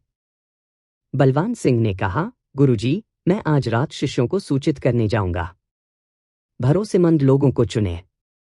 बलवान सिंह ने गंभीरता से कहा, निश्चिंत रहिए, मास्टर। वे सभी आपके लिए मरने को तैयार हैं। जोरावर सिंह ने बलवान सिंह की ओर स्वीकृति में सिर हिलाया, जो प्रोत्साहित महसूस कर रहे थे और अधिक उत्साही हो गए थे। तब बलवान सिंह ने पूछा, क्या हम कुछ बुजुर्गों को बुलाएं? जोरावर सिंह सोच रहे थे। काव्यायुं को Z river sky shaking mirror से डर लगता था, लेकिन वह नहीं जानती थी कि जोरावर सिंह भी कुछ हद तक उससे डरते थे। एक साफ सुथरा परिवार। अमर के नीचे एकल युद्ध में जोरावर सिंह को किसी का डर नहीं था, लेकिन अब उसे उन्हें जिंदा पकड़ने की जरूरत थी। राक्षसी के पास एक टेलीपोर्टेशन खजाना भी था, जिसके लिए वास्तव में कुछ प्रयास की आवश्यकता होगी। बड़ों को तरकेश और अम्यार को बुलाओ। हाँ। सूर्य पुष्प संप्रदाय के उत्कर्ष के दौरान संप्रदाय गुरु के अधीन 9 बुजुर्ग थे। बाद में कोल्ड हेरॉन विद्रोह के कारण संप्रदाय को बहुत नुकसान हुआ और 6 बुजुर्गों की मृत्यु हो गई। जोरावर सिंह द्वारा संप्रदाय को पुनर्गठित करने के बाद उनके पास अस्थायी रूप से पर्याप्त बड़े उम्मीदवार नहीं थे, इसलिए उन्होंने बड़े पदों को घटाकर 6 कर दिया। इन वर्षों में 6 बड़े पद कई बार बदले थे। वर्तमान में 6 महान बुजुर्गों में तारकेश और अम्तियार जोरावर सिंह के छोटे भाई थे, दोनों सूर्यकांत कुमार के निजी शिष्य थे। वेदांशी की मृत्यु के बाद उन्होंने आसानी से उनके प्रति निष्ठा का वचन दिया और उन्हें उनका भरोसेमंद विश्वास पात्र माना जा सकता था। अन्य 4 जोरावर सिंह की ओर उदासीन थे। वह जानता था कि उनके पास उसके बारे में राय है, लेकिन उसे परवाह नहीं थी। इस दुनिया में जहां ताकत सर्वोच्च थी, कुछ लोगों को अपनी राय निगलनी पड़ी। यह दिन 20 सितंबर था। दोपहर के बाद से सीसे के बादल भारी हो गए और दोपहर तक बर्फ इत्मीनान से गिरने लगी। शाम तक बर्फ और अधिक भारी पड़ी। उत्तरी हवाओं ने सीटी बजाई और नाशपाती के फूल दुनिया भर में बेतहाशा नाच रहे थे। काव्यायुं मंदिर के दरवाजे के बाहर खड़ी थी, बर्फ के टुकड़े पकड़ने के लिए आगे बढ़ रही थी। बर्फ चीनी के ठंड की तरह गुच्छों में उसकी हथेली में गिर गई, फिर ठंडी और ठंडी पिघल गई। एक पतले हाथ ने अचानक उसे पकड़ लिया और धीरे से उसे नीचे खींच लिया। फिर उसके शरीर में एक गर्म धारा प्रवाहित हुई। पिछले कुछ दिनों में मकर सिंह ने अपनी खेती को अक्सर उधार दिया था, जिससे काव्या यूं कुछ हद तक परेशान हो गई थी कि इतना भुगतान करने में कितना समय लगेगा। अपने चारों ओर लपेटे हुए गर्म चौड़ी हथेली को महसूस करते हुए काव्या यूं को अचानक याद आया कि कैसे रतनपुरी शहर में प्रियंका के सामने उसने बिना किसी हिचकिचाहट के उसके साथ प्यार में पड़ने की बात स्वीकार की थी। उसका दिल कुछ अराजक हो गया। उसने बातचीत की, इस साल की बर्फ वास्तव में जल्दी आ गई। मम। मकर सिंह ने उसकी ओर देखने के लिए अपना सिर घुमाया। भारी बर्फ ने गहरी रात को दिन की तरह उज्ज्वल बना दिया। वह इस क्रिस्टल की दुनिया में खड़ी थी, धूल के किसी भी कण से अछूती थी। बर्फ के टुकड़े उसके बालों और भौहों पर गिर गए जैसे चपरासी के फूलों के बीच बिखरे हुए जेड छिड़के। शब्द इसे पूरी तरह से व्यक्त नहीं कर सकते थे, न ही ब्रश और स्याही इसे पर्याप्त रूप से वर्णित या चित्रित कर सकते थे। मकर सिंह को अचानक इस बात का अफसोस हुआ कि उनके पास स्मृति का पत्थर नहीं था। वह वास्तव में इस पल को हमेशा के लिए रिकॉर्ड करना चाहते थे। काव्या यूं की टकट की हवा और बर्फ में छेद कर रही थी, दूरी में लगातार बस रही थी। स्वर्ग और पृथ्वी के बीच सफेद रंग का एक विशाल विस्तार था। दुनिया बहुत शांत थी, मानो केवल वे दोनों ही रह गए हों। काव्या यूं, तुम किस बारे में सोच रहे हो? कुछ नहीं। चलो चलते हैं, बाहर ठंड है। काव्या यूं ने अपना हाथ हटा लिया और दोनों एक साथ मंदिर में चलने के लिए मुड़ गए। मंदिर के अंदर आग लग गई और फूट पड़ी। शीतल एक टूटी हुई पुआल की चटाई पर पालथी मारकर बैठ गई। यह स्पष्ट नहीं था कि सोना या जागना। बाकी तीनों सो रहे थे। उनमें से आर्य सुमेधा की नींद की मुद्रा सबसे अच्छी थी, जबकि सीली आश्चर्यजनक रूप से सबसे खराब थी। यह महान दानव अपनी छोटी बिल्ली के रूप में एक बड़ी बिल्ली के आकार के पैनकेक की तरह जमीन पर अपनी पीठ के बल फैला हुआ था। कौन जानता था कि यह बिल्ली पैनकेक किन अच्छी चीजों का सपना देख रही थी। वह इतना उत्साहित था कि उसकी बिल्ली की पूंछ आगे पीछे घूमती रही। दोनों को टूटे हुए मंदिर में प्रवेश करते हुए महसूस करते हुए सीली ने अपनी आंखें खोली और खड़े होने के लिए पलट गया। शीतल ने भी अपनी आंखें खोली। जैसे ही सीली बोलने ही वाला था, मकर सिंह की अभिव्यक्ति अचानक कठोर हो गई, क्योंकि उसने काव्या यूं को अपने पीछे खींच लिया। उससे भी तेजी से प्रतिक्रिया कर रहा था शीतल। उसकी स्वर्गीय तलवार एक खड़खड़ाहट के साथ अपने म्यान से उड़ गई, जो तेजी से दरवाजे की ओर बढ़ रही थी। तलवार के रास्ते में डूबे हुए अपना जीवन बिताने के बाद शीतल तलवार के इरादे के प्रति विशेष रूप से संवेदनशील थी। स्वर्गीय तलवार एक पल में दरवाजे पर उड़ गई, एक ही बार में 3 तलवार की रोशनी को अवरुद्ध कर दिया। काव्या यूं हैरान थी, उसने इन 3 तलवार की रोशनी को बिल्कुल भी महसूस नहीं किया था। यह आंशिक रूप से इसलिए था क्योंकि वह पूरी तरह से ठीक नहीं हुई थी, लेकिन इससे भी महत्वपूर्ण बात यह है कि बाहर के लोगों के पास बहुत अधिक खेती होनी चाहिए। उसने भी जल्दी से अपनी स्टील की तलवार खींची और चिल्लाई, छोटी बहन उठो, हमारे पास काम है। आर्या सुमेधा रोशनी से पहले जाग गई और जागने के बाद रोशनी को धक्का दे दिया। एक विशाल साधना शक्ति आकाश से उतरी। इस बार काव्या यून ने भी इसे महसूस किया और उनकी प्रतिक्रियाएं काफी तेज थीं। वे सीधे जीर्ण छत को तोड़ दिए और बाहर कूद गए। उस समय एक विशाल पारदर्शी हथेली का निशान आकाश से गिर गया, जो सफेद बर्फीली रात में प्रकाश को हल्का अपवर्तित कर रहा था। हथेली के निशान से बचने के लिए 5 लोग और एक बिल्ली तितर-बितर हो गए। हथेली का निशान अंततः खंडहर मंदिर पर दुर्घटनाग्रस्त हो गया, जिससे अकेला मंदिर मलबे में तब्दील हो गया। सीली पहले से ही हवा में रहते हुए अपने युवा व्यक्ति के रूप में बदल गया था। शीतल उतरा और दृढ़ खड़ा हो गया। स्वर्गीय तलवार उसके हाथ में लौट आई। वह गुस्से से दहाड़ने लगी, तरकेश, बूढ़े चोर, क्या तुम भी अत्याचारी की सहायता करने जा रहे हो? मुझे तुम सभी को तभी मार डालना चाहिए था। हवा और बर्फ में मोटी दाढ़ी वाले एक बैंगनी वस्त्र पहने आदमी ने ठंड से उपहास किया, मार्शल आंटी, आप कितने भव्य शब्द बोलती है। यदि संप्रदाय के गुरु ने उस समय साथी शिष्यों पर दया नहीं की होती और आपकी जान नहीं बख्शी, तो आज आपको ऐसे बेतुके शब्द बोलने का मौका कैसे मिलता? यह शख्स जोरावर सिंह से काफी बड़ा दिखता था, लेकिन असल में जोरावर सिंह का जूनियर मार्शल भाई था। इससे मदद नहीं की जा सकती थी। उन्होंने जोरावर सिंह की तुलना में बहुत बाद में आत्मज्ञान प्राप्त किया था, इसलिए स्वाभाविक रूप से वह बूढ़े लग रहे थे। काव्यायु ने चारों ओर देखा और देखा कि तारकेश और जोरावर सिंह के अलावा एक और आदमी था जिसका चौड़ा चेहरा, चौकोर होंठ और पूरा माथा था, जिसने बैंगनी वस्त्र भी पहने हुए थे। तीनों ने एक ही बैंगनी रंग के बाहरी वस्त्र पहने थे, लेकिन अलग अलग कढ़ाई वाले पैटर्न के साथ। उसकी उम्र और कपड़ों को देखते हुए इस व्यक्ति को भी एक बुजुर्ग होना चाहिए। शीतल के शब्दों ने उसके अनुमान की पुष्टि की। अमत्यार, तुम कुत्ते जैसा प्राणी, तुम्हारे पास भी आने के लिए चेहरा है? काव्यायून की भौहें फड़क गईं, यह सोचकर कि यह वरिष्ठ कोसने में काफी कुशल है। अगर भविष्य में कोई मौका होता तो वह सीली के साथ शाप देने की तकनीकों का आदान प्रदान कर सकती थी। उनके चारों ओर वनलता, देवांश राठौर और बलवान सिंह प्रत्येक ने अपने शिष्यों को घेरने के लिए नेतृत्व किया। चूंकि इसमें संप्रदाय के रहस्य शामिल थे, इसलिए जोरावर सिंह केवल उन शिष्यों को लाए थे जो इस बार उनके सबसे भरोसेमंद विश्वास पात्र थे, बहुत अधिक नहीं। बड़ों और 3 मुख्य शिष्यों के अलावा शेष साधारण शिष्यों की संख्या लगभग 50 या 60 थी। इस समय काव्यायून और अन्य लोग ऊपर से तरकेश की हथेली के प्रहार से बिखर गए थे, अस्थायी रूप से अपने ए नीट फैमिली गठन का उपयोग करने में असमर्थ थे। जोरावर सिंह का यही इरादा था, वह उन्हें सामूहिक रूप से भागने से रोकना चाहते थे।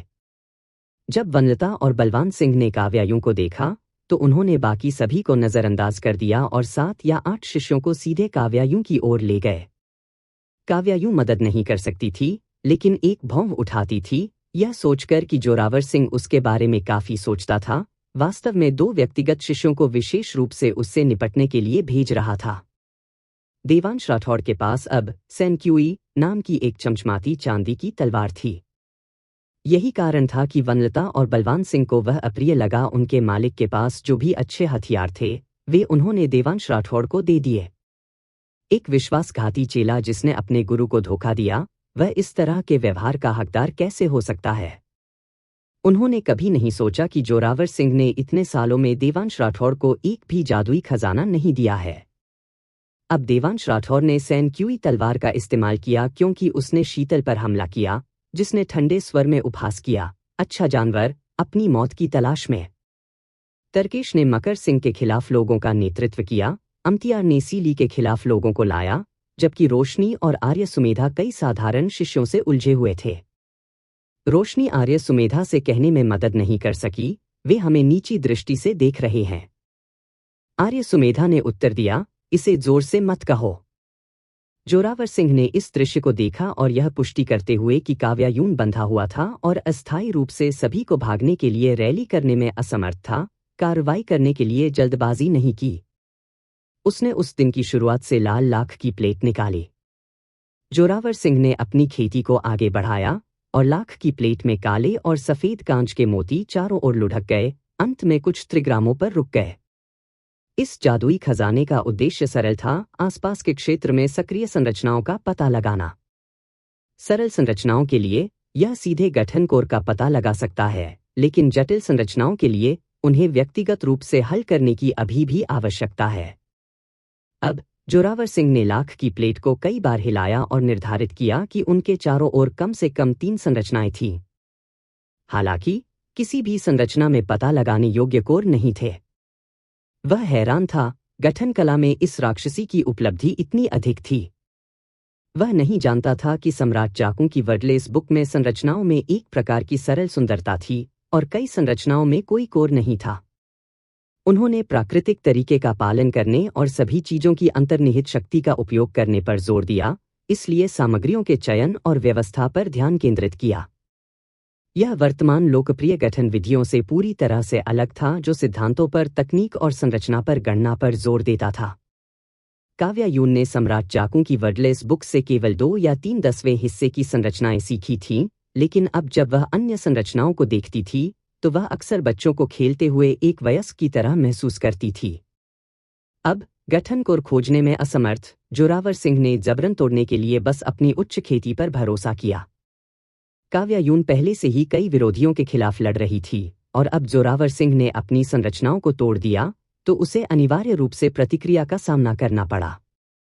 उसने अपने दांत पीस लिए और अपनी सांसें रोक लीं, जोरावर सिंह को कोसते हुए एक अभेद्य रक्षा में अपनी परिष्कृत स्टील की तलवार चलाते हुए। बूढ़े मूर्ख, बहुत डरे हुए चूहे की तरह कायर।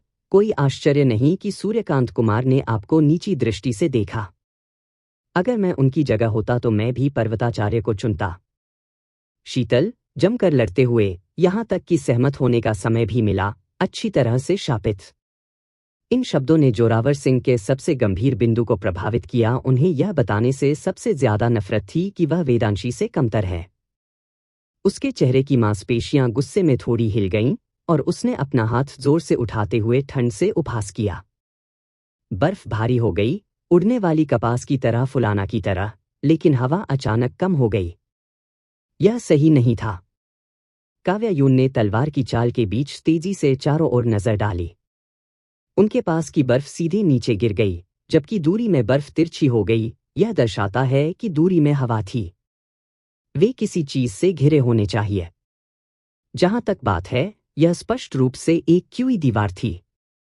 यह बूढ़ा मूर्ख स्पष्ट रूप से रतनपुरी शहर की लड़ाई में झेले गए अपमान को धोने के लिए मकर सिंह को क्यूई दीवार के साथ चुकाना चाहता था। काव्यायू ने कहा, वास्तव में एक क्यूई दीवार है, लिली, वे आपको नीचे देख रहे हैं। चुप रहो, सीली ने स्वाभाविक रूप से कुछ गलत भी देखा। बिल्लियां हमेशा मनुष्यों की तुलना में अपने पर्यावरण के प्रति अधिक संवेदनशील थीं। दुर्भाग्य से, जिस कुत्ते जैसा प्राणी एल्डर अम्तियार का सामना करना पड़ा, वह काफी कुशल था और उसके कई शिष्य उसकी सहायता कर रहे थे, इसलिए उसे अपने जादुई खजाने का उपयोग करने के लिए सही समय खोजने की आवश्यकता थी। अंत में सीली को एक उद्घाटन मिला और उसने अपना घुलने वाला पानी इकट्ठा करने वाला हवा का खजाना निकाला। युवक ने धीरे से सिंहपर्णी पर फूंक मारी और धीरे से मंत्र का जाप किया। जैसे फूल अभी तक फूल नहीं, बर्फ की तरह अभी तक बर्फ नहीं। नीला आकाश सफेद छाता रखता है, आपको पृथ्वी के छोर तक भेज रहा है। पानी बढ़ो। छोटे सफेद भुलक्कड़ फूल बर्फ के टुकड़ों में उड़ गए, जिसका पता लगाना और भी कठिन हो गया। जल्द ही क्यूई दीवार के साथ कई स्थानों पर परिवर्तन हुए। क्यूई पानी में बदल गया, फिर यह अदृश्य पानी बिखर गया और बह गया। क्यूई दीवार पिघलने वाले बर्फ के ब्लॉकों जैसे अंतराल के साथ टूट गई। बर्फ के टुकड़े एक बार फिर हवा में बह गए। जोरावर सिंह के लिए यह कुछ अप्रत्याशित था। वह केवल इतना जानता था कि यह रहस्यमय सिंहपर्णी हवा को इकट्ठा कर सकता है, लेकिन उसे एहसास नहीं था कि यह पानी को भी बदल सकता है। यह एक दुर्लभ दोहरे उद्देश्य वाला जादू का खजाना था। क्यूई की दीवार को बेकार देखकर जोरावर सिंह ने फिर से हाथ उठाया। फॉर्म सरणी। सभी सामान्य शिष्यों ने पूरी तरह से समन्वय किया, अराजक लड़ाई को छोड़ दिया और उन्हें घेर कर एक सरणी बनाना शुरू कर दिया। इस सरणी को 99 चोंग्यांग स्वॉर्ड एरे कहा जाता था, जिसे सूर्यकांत कुमार भास्कर कुमार ने बनाया था। इसकी सबसे बड़ी विशेषता लचीली भागीदारी थी। कम से कम 9 लोग, अधिकतम 81 लोग, जब तक संख्या 9 का गुणक थी, सरणी बनाई जा सकती थी। स्वाभाविक रूप से अलग अलग गुणकों के अलग अलग प्रभाव थे। यह सरणी काफी शक्तिशाली थी। अब 54 शिष्यों के गठन के साथ, हालांकि 81 लोगों की अधिकतम शक्ति तक नहीं पहुंच पा रहे हैं, जोरावर सिंह का मानना था कि एक बार यह सरणी बन जाने के बाद यह उन्हें कुछ समय के लिए फंसाने के लिए पर्याप्त होगा। कौन जानता था कि जब शीतल ने उनकी सरणी बनाने की विधि देखी, तो उसने अचानक उपहास किया, मेरे सामने चोंग्यांग तलवार सरणी का गठन। आप शायद नहीं जानते कि सीनियर ब्रदर ने मेरे मार्गदर्शन से इस तलवार की सरणी बनाई है। तारकेश ने मजाक उड़ाया। मार्शल आंटी, आप वास्तव में बूढ़े हैं, किसी भी चीज के बारे में शेखी बघाड़ने की हिम्मत कर रही है। शीतल ने हंसते हुए तुरंत शिष्य को सरनीकोर के रूप में सेवा करते हुए देखा और उसकी स्वर्गीय तलवार ने उसका हाथ छोड़ दिया। हवा और बर्फ के माध्यम से छेद करते हुए उसे एक प्रहार से उसका सिर काट दिया। स्वर्गीय तलवार बहुत भयंकर तलवार के इरादे से बहुत तेजी से आई। उस शिष्य के पास बचाव करने का समय नहीं था, उसका सिर सीधे कट गया और उड़ गया। उसकी खाली गर्दन से खून की बड़ी गठिया निकल गई, जिससे उड़ती हुई बर्फ लाल हो गई। सरनीकोर के मृत होने के साथ तलवार की सरणी टूट गई। स्वर्गीय तलवार एक बार की और जल्दी से शीतल के हाथ में लौट आई। ठीक समय पर देवांश राठौर की आने वाली तलवार को रोकने के लिए समय न तो जल्दी और न ही देर से, बस एकदम सही था। शीतल ने कहा, मेरे बड़े भाई ने आपको सुअरों और कुत्तों के झुंड को शिष्य के रूप में लेना वास्तव में अपने जीवन की सबसे बड़ी गलती थी। जोरावर सिंह की आंखें हत्या के इरादे से भरी थीं और उन्होंने फिर से अपना हाथ उठाया, फॉर्म एरे। इस बार गठन को केवल 25 शिष्यों की आवश्यकता थी, जबकि बाकी ने अराजक लड़ाई जारी रखी। इन 25 शिष्यों ने एक बेर के फूल की सरनी बनाई, मंत्रोच्चार करते हुए अपनी तलवार की उंगलियों को बंद आंखों से उठाया। जोरावर सिंह एक हाथ अपनी पीठ के पीछे रखकर खड़ा था, एक हाथ अपनी तलवार पर, शांति से हवा और बर्फ में खड़ा था, जोर से पुकार रहा था, मार्शल आंटी, यह व्यू कैसा है? क्या आपको कुछ मार्गदर्शन देने की आवश्यकता है? शीतल ठूक, आप मेरा मार्गदर्शन चाहते हैं? मानो तुम योग्य हो। आर्य सुमेधा ने अपना दिव्य ज्योति आस्थी पंखा निकाला और चुपचाप मंत्रोच्चार किया। दूर की धुंध की तरह भौहें, ठंड पकड़े हुए आंखें, बहती रोशनी में सुंदर जेड कदम चमकते हैं। यदि केवल, लेकिन वह तीसरी पंक्ति नहीं बोल सकता था, चाहे कुछ भी हो। रोशनी ने मुड़कर देखा कि वह चौड़ी आंखों से एक पंखा पकड़े हुए है, अपने दूसरे हाथ में उत्तर सागर तलवार को खींच रहा है, अजीब तरह से तलवार की रोशनी को चकमा दे रहा है। वह उलझन में थी और पूछना चाहती थी, लेकिन जब उसने अपना मुंह खोला तो उसने पाया कि वह बोल नहीं सकती थी। मम मम मम। रोशनी ने दूसरों को सचेत करते हुए अपने मुंह को बढ़ा चढ़ाकर थपथपाया। तो जोरावर सिंह ने एक साइलेंसिंग एरे स्थापित किया था। काव्यायून ने सोचा, जाहिरा तौर पर उन्हें जादू के खजाने का उपयोग करने से रोकने के लिए। इस समय जोरावर सिंह सरनी के बाहर खड़ा था, देख रहा था कि वे एक एक करके बोल नहीं पा रहे थे। वह थोड़ा मुस्कुराया। खेल अभी शुरू हुआ है। स्वर्ग और पृथ्वी के बीच एक ठंडा सन्नाटा था, जिसमें केवल हवा की आवाज, बर्फ की आवाज और तलवार की आवाज शेष थी। उनके सामने सुनहरी रोशनी, चांदी की रोशनी और खूनी रोशनी थी। मकर सिंह को न केवल अपने तत्काल विरोधियों से निपटना पड़ा, बल्कि पूरे युद्ध के मैदान को विभाजित ध्यान से देखना पड़ा, कभी कभी समर्थन के लिए तावीज का उपयोग करना पड़ा। सबसे ज्यादा लोगों से बचाव करने वाला व्यक्ति अम्यार था।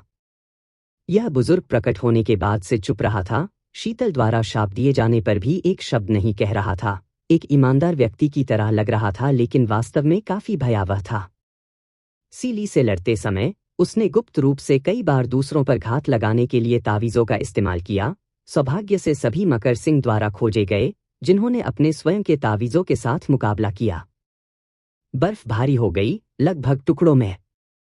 घनी बर्फ के टुकड़े स्वर्ग और पृथ्वी के बीच एक घना सफेद कोहरा बिछाते हुए लग रहे थे, और इस सफेद कोहरे के भीतर एक चांद उग आया। Jade river sky shaking mirror मध्य हवा में रुक गया, तेजी से घूम रहा था। इसके शक्तिशाली दबाव ने आसपास के बर्फ के टुकड़ों को हिला दिया, जिससे हवा में एक गोलाकार लालटेन बन गई। काव्यायून ने जल्दी से अपनी परिष्कृत स्टील की तलवार को 2 बार झटका दिया, तेज बजने वाली हवा और बर्फ में गूंज रही थी। यह उनका संकेत था, और इस संकेत का केवल एक ही अर्थ था, भागो। काव्यायून की दिशा की ओर बढ़ते हुए कई लोग लड़े, और काव्यायून भी साइलेंस फॉर्मेशन के किनारे की ओर पीछे हट रही थी, फॉर्मेशन की सीमा से भागने की योजना बना रही थी। यह महसूस करते हुए कि उनके विरोधी भागने का इरादा रखते हैं, सूर्य पुष्प संप्रदाय के शिष्य इसकी अनुमति कैसे दे सकते हैं? उन्होंने उन्हें युद्ध में और भी कसकर उलझा दिया। न केवल वे अपने पीछे हटने की अनुमति नहीं दे सकते थे, बल्कि वे उन्हें फिर से इकट्ठा होने की अनुमति भी नहीं दे सकते थे। मध्य हवा में गोलाकार लालटेन अचानक ढह गया, जिससे जेड नदी के आकाश मिलाते दर्पण का पता चला जो इसके भीतर रुक गया था। आकाशगंगा के निकलते ही स्टारडस्ट दर्पण की सतह पर बिखर गया। इस बार जोरावर सिंह ने अपने पिछले सबक से सीखा और एक साथ कई लोगों को पकड़ने की योजना नहीं बनाई, उन्हें एक एक करके लेने का फैसला किया। इस Z river sky shaking mirror की एक विशेष विशेषता थी, यह जितना अधिक समय तक चार्ज होता है, प्रवाह उतना ही धीमा होता है। अब जब जोरावर सिंह उन्हें व्यक्तिगत रूप से हराना चाहते थे, तो चार्जिंग का समय बहुत कम था, जिससे स्टारडस्ट नदी संकरी और तेज हो गई। चमकती हुई आकाशगंगा हवा और बर्फ को छेद देती है, पहले रोशनी की पीठ की ओर छिड़की। काव्यायून का ध्यान इस Z river sky shaking mirror पर भी था। बेहद व्यस्त होने के बावजूद वह अभी भी अवसर के एक पल का लाभ उठा सकती थी और अपनी छोटी बहन को अपनी तलवार की म्यान से मार सकती थी। रोशनी ने यह म्यान स्ट्राइक ली और एक तरफ लुढ़क गई। स्टारडस्ट नदी अपने लक्ष्य से चूक गई और जमीन पर गिर गई। जमीन तुरंत खोखली हो गई, जिससे एक काला गहरा गड्ढा दिखाई दिया। काव्यायुं की ओर से उसने अपना ध्यान विभाजित कर लिया था। बलवान सिंह की किक से उसकी पीठ पर चोट लगी और वह जमीन पर गिर गई। इससे पहले कि वह उतर पाती, उसने अपनी कमर को मोड़ लिया, फिर जल्दी से जमीन पर कई बार लुढ़क गई, अपने पैरों पर वापस पलटने से पहले टूटे हुए जेड के टुकड़ों में ढक गई। खड़े होने के बाद उसने चारों ओर नजर डाली। रोशनी की आकृति पहले ही गायब हो चुकी थी और एक और गहरा गड्ढा दिखाई दिया था जहां वह गायब हो गई थी। काव्यायुं की आंखें लाल हो गईं, उसकी आंखें अत्यधिक क्रोध से उभरी हुई थीं, भयावह रूप से चमक रही थीं। वह लापरवाही से जोरावर सिंह के निर्देश की ओर बढ़ गई। जब सूर्यपुष्प संप्रदाय के शिष्यों ने उसका रास्ता अवरुद्ध कर दिया, तो उसकी स्टील की तलवार कांप उठी और चांदी का ब्लेड किसी की गर्दन पर अकल्पनीय गति से बह गया। उसके चेहरे पर गर्म खून के छींटे पड़ गए, यहां तक कि उसकी आंखों की पुतलियों पर भी छींटे पड़ गए। उसकी दृष्टि आधी सफेद, आधी लाल हो गई। वनलता और बलवान सिंह ने उसे रोकने के लिए जल्दबाजी की। इन दोनों ने आज अपने मालिक के सामने अपनी क्षमताओं को अच्छी तरह से प्रदर्शित करने का मन बना लिया था, इसलिए वे भी बुरी तरह से लड़ रहे थे। ये तीन लोग उन्मादी जानवरों की तरह थे। अन्य शिष्य एक पल के लिए भी करीब नहीं आ सके। जोरावर सिंह ने उनके संघर्ष को संतोष के साथ देखा। एक विचार के साथ स्टारडस्ट नदी फिर से लुढ़क गई, इस बार आर्य सुमेधा को आसानी से बहा दिया। इस प्रक्रिया के दौरान नदी ने कई सूर्यपुष्प संप्रदाय के शिष्यों को छुआ और उन्हें भी बहा लिया। वह मुस्कुराया और कहा, एक एक करके जल्दी मत करो। चमकती आकाशगंगा काव्यायुं की ओर लिपटी। सौभाग्य से उसने अपना कारण पूरी तरह से नहीं खोया था और जल्दी से किनारे पर चली गई। हालांकि आकाशगंगा के उतरने के बाद यह अचानक एक कोने में मुड़ गया और शीतल की ओर बढ़ गया। देवांश राठौड़ ने मौके का फायदा उठाया और शीतल के सामने रोक दिया। उसकी दृष्टि में बाधा डालने के लिए उसकी तलवार से वार किया गया। निर्णय में हस्तक्षेप करने वाली हवा और बर्फ के साथ जब तक शीतल ने देखा, तब तक बहुत देर हो चुकी थी। उसने अभी अभी स्वर्गीय तलवार को देवांश राठौड़ के दाहिने सीने में घुसा दिया था। दोनों बहुत करीब थे और आकाशगंगा ने तुरंत हमला किया, दोनों को देवांश राठौड़ के पीछे से दूर कर दिया। स्थिति खराब होते देख सीली जमीन पर लुढ़क गई और भागने की कोशिश करते हुए एक छोटी बिल्ली में बदल गई। हालांकि अम्तियार थोड़ा मुस्कुराया। वह इस पल का इंतजार कर रहा था। उसने अपनी कमर से एक राक्षस पकड़ने वाला जाल निकाला और छोटी बिल्ली पर फेंक दिया। नेट स्वचालित रूप से सीआईली का पीछा करता है, इसे ढक देता है और इसकी गति को रोक देता है। सीआईली आखिरकार एक महान दानव था। वह वापस मानव रूप में बदल गया और बैंगनी जाल को चकनाचूर कर दिया। हालांकि इस कदम में अंततः कुछ समय लगा। आकाशगंगा पलक झपकते ही पहुंच गई और उसे बहा ले गई। काव्यायुं न तो दौड़ सकती थी और न ही लड़ सकती थी। इस समय उसका खून लहरों में ऊपर की ओर बढ़ गया, उसका दिमाग खाली हो गया और उसने आपसी विनाश का हताश रुख धारण कर लिया, जिसने वनलता और बलवान सिंह को कुछ हद तक डरा दिया। मकर सिंह हवा में मंडरा रहा था, काव्यायुं के पक्ष को देखते हुए तरकेश से लड़ रहा था। लोग जमीन पर बिखरे पड़े थे। काव्यायुं वनलता, बलवान सिंह और 4 या 5 अन्य शिष्यों के साथ युद्ध में उलझ गई थी, जो साइलेंस फॉर्मेशन से बचने में असमर्थ थी। भयंकर तलवार की रोशनी में उसने देखा कि उसकी तलवार की नोक तेजी से 2 दिशाओं में इशारा कर रही है। दोनों दिशाएं बेर के फूल के गठन की 5 पंखुड़ियों में से 2 के अनुरूप थीं। उसने एक बार एक दिशा में और 3 बार दूसरी दिशा में इशारा किया। मकर सिंह समझ गए कि इस साइलेंस फॉर्मेशन में वास्तव में 2 फॉर्मेशन कोर थे और वह उन 2 शिष्यों की ओर इशारा कर रही थी जो फॉर्मेशन कोर के रूप में काम करते थे। कट हेड स्वॉर्ड ने उनमें से एक की ओर प्रहार किया, जबकि वह खुद तेजी से दूसरे की ओर कूद गया। तरकेश की तलवार की नोक उसकी पीठ पर लगी। उसने पलक भी नहीं झपकाई क्योंकि उसने इस तलवार का प्रहार किया। तरकेश और अन्य हमलावर शिष्यों की चकित निगाहों के तहत वह खून से लथपथ दूसरे फॉर्मेशन कोर की ओर दौड़ा। उसी समय स्टारडस्ट नदी भी इस गठन के मुख्य शिष्य की ओर उतरी। जोरावर सिंह ने उसे बड़ी दिलचस्पी से देखा, ऐसा लग रहा था कि वह उसकी पसंद का बेसब्री से इंतजार कर रहा था। मकर सिंह ने संकोच नहीं किया। पलक झपकते ही वह आया और लगभग एक साथ कट हेड स्वॉर्ड के साथ उस गठन के मुख्य शिष्य को मार डाला। उसने इस गठन के मुख्य शिष्य की गर्दन तोड़ दी। फॉर्मेशन कोर के मृत होने के साथ साइलेंस फॉर्मेशन टूट गया था। इस समय आकाशगंगा ने भी उनके शरीर को अपनी चपेट में ले लिया। उसके पास केवल 3 शब्द छोड़ने का समय था, काव्यायूं, जाओ। यह देखकर कि उसने मकर सिंह को जिंदा पकड़ लिया है, जोरावर सिंह इतना उत्तेजित हो गया कि उसका दिल तेजी से धड़कने लगा। लेकिन वह जानता था कि यह अभी जश्न मनाने का समय नहीं है। अभी भी एक और था, केवल एक ही बचा था। काव्यायूं की आंखें गुस्से से फटने वाली थीं। वह दहाड़ने लगी। आह!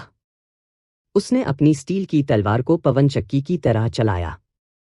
ब्लेड अंततः इतनी तीव्रता का सामना नहीं कर सका और एक दरार के साथ 2 में टूट गया। वह आखिरकार और नहीं पकड़ सकी।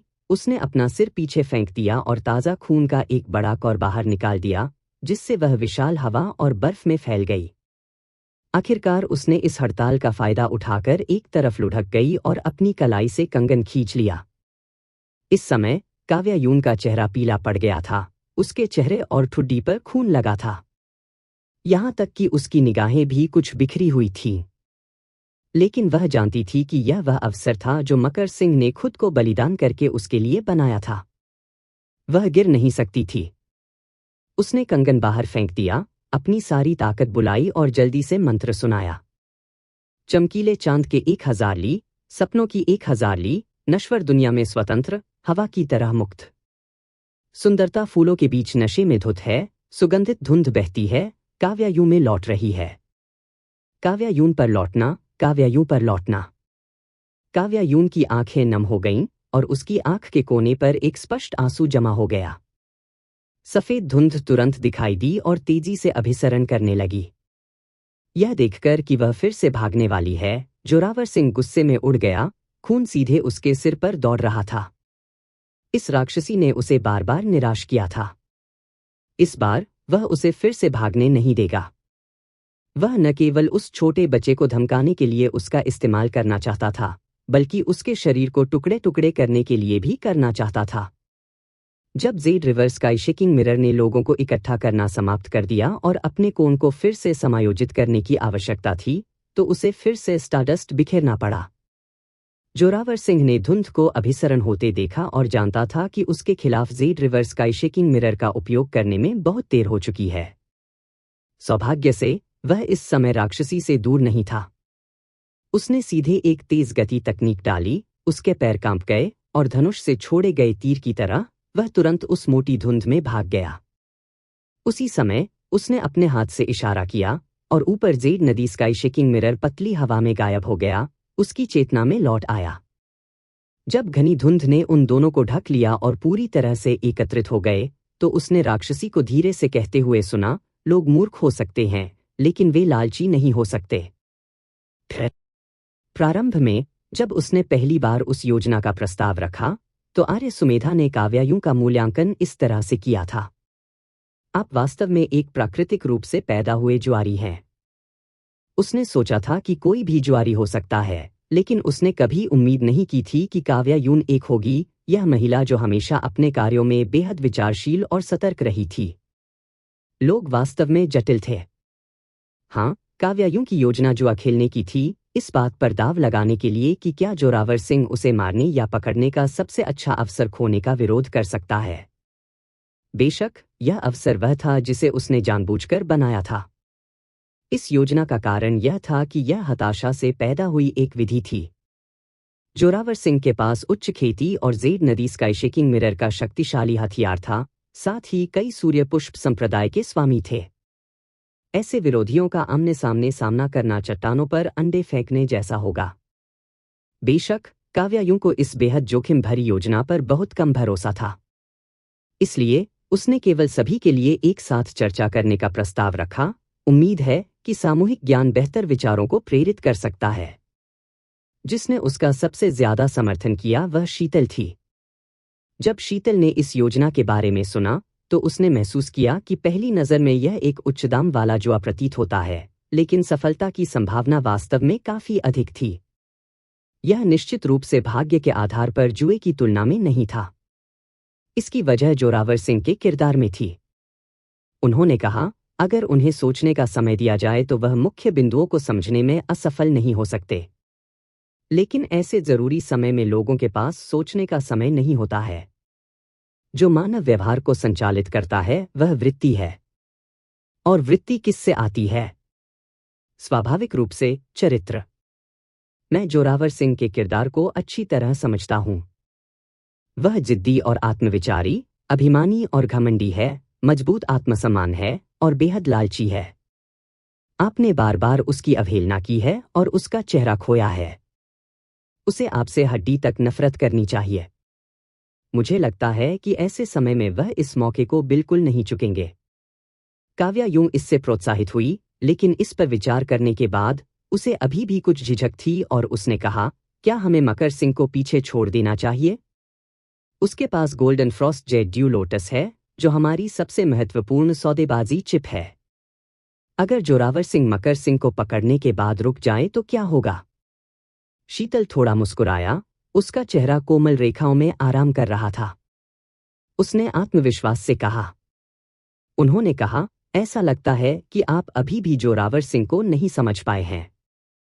अगर ऐसे समय में अगर मकर सिंह सहित हम सभी पहले ही उनके आईने में कैद हो गए होते और वह वहां रुक जाते और आपको आखिरी मछली को जाने देते, तो वह जोरावर सिंह नहीं होता। लालच इस जीवन में उसकी सबसे घातक कमजोरी है।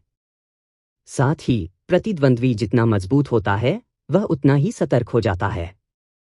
जब आपके पास कुछ भी नहीं बचता है तो वह भी तब होता है जब उसका गार्ड सबसे कम होता है। अगर मकर सिंह आईने में नहीं आते हैं तो उन्हें कुछ चिंताएं होंगी जो वास्तव में हमारी सफलता की संभावना को कम कर देंगी।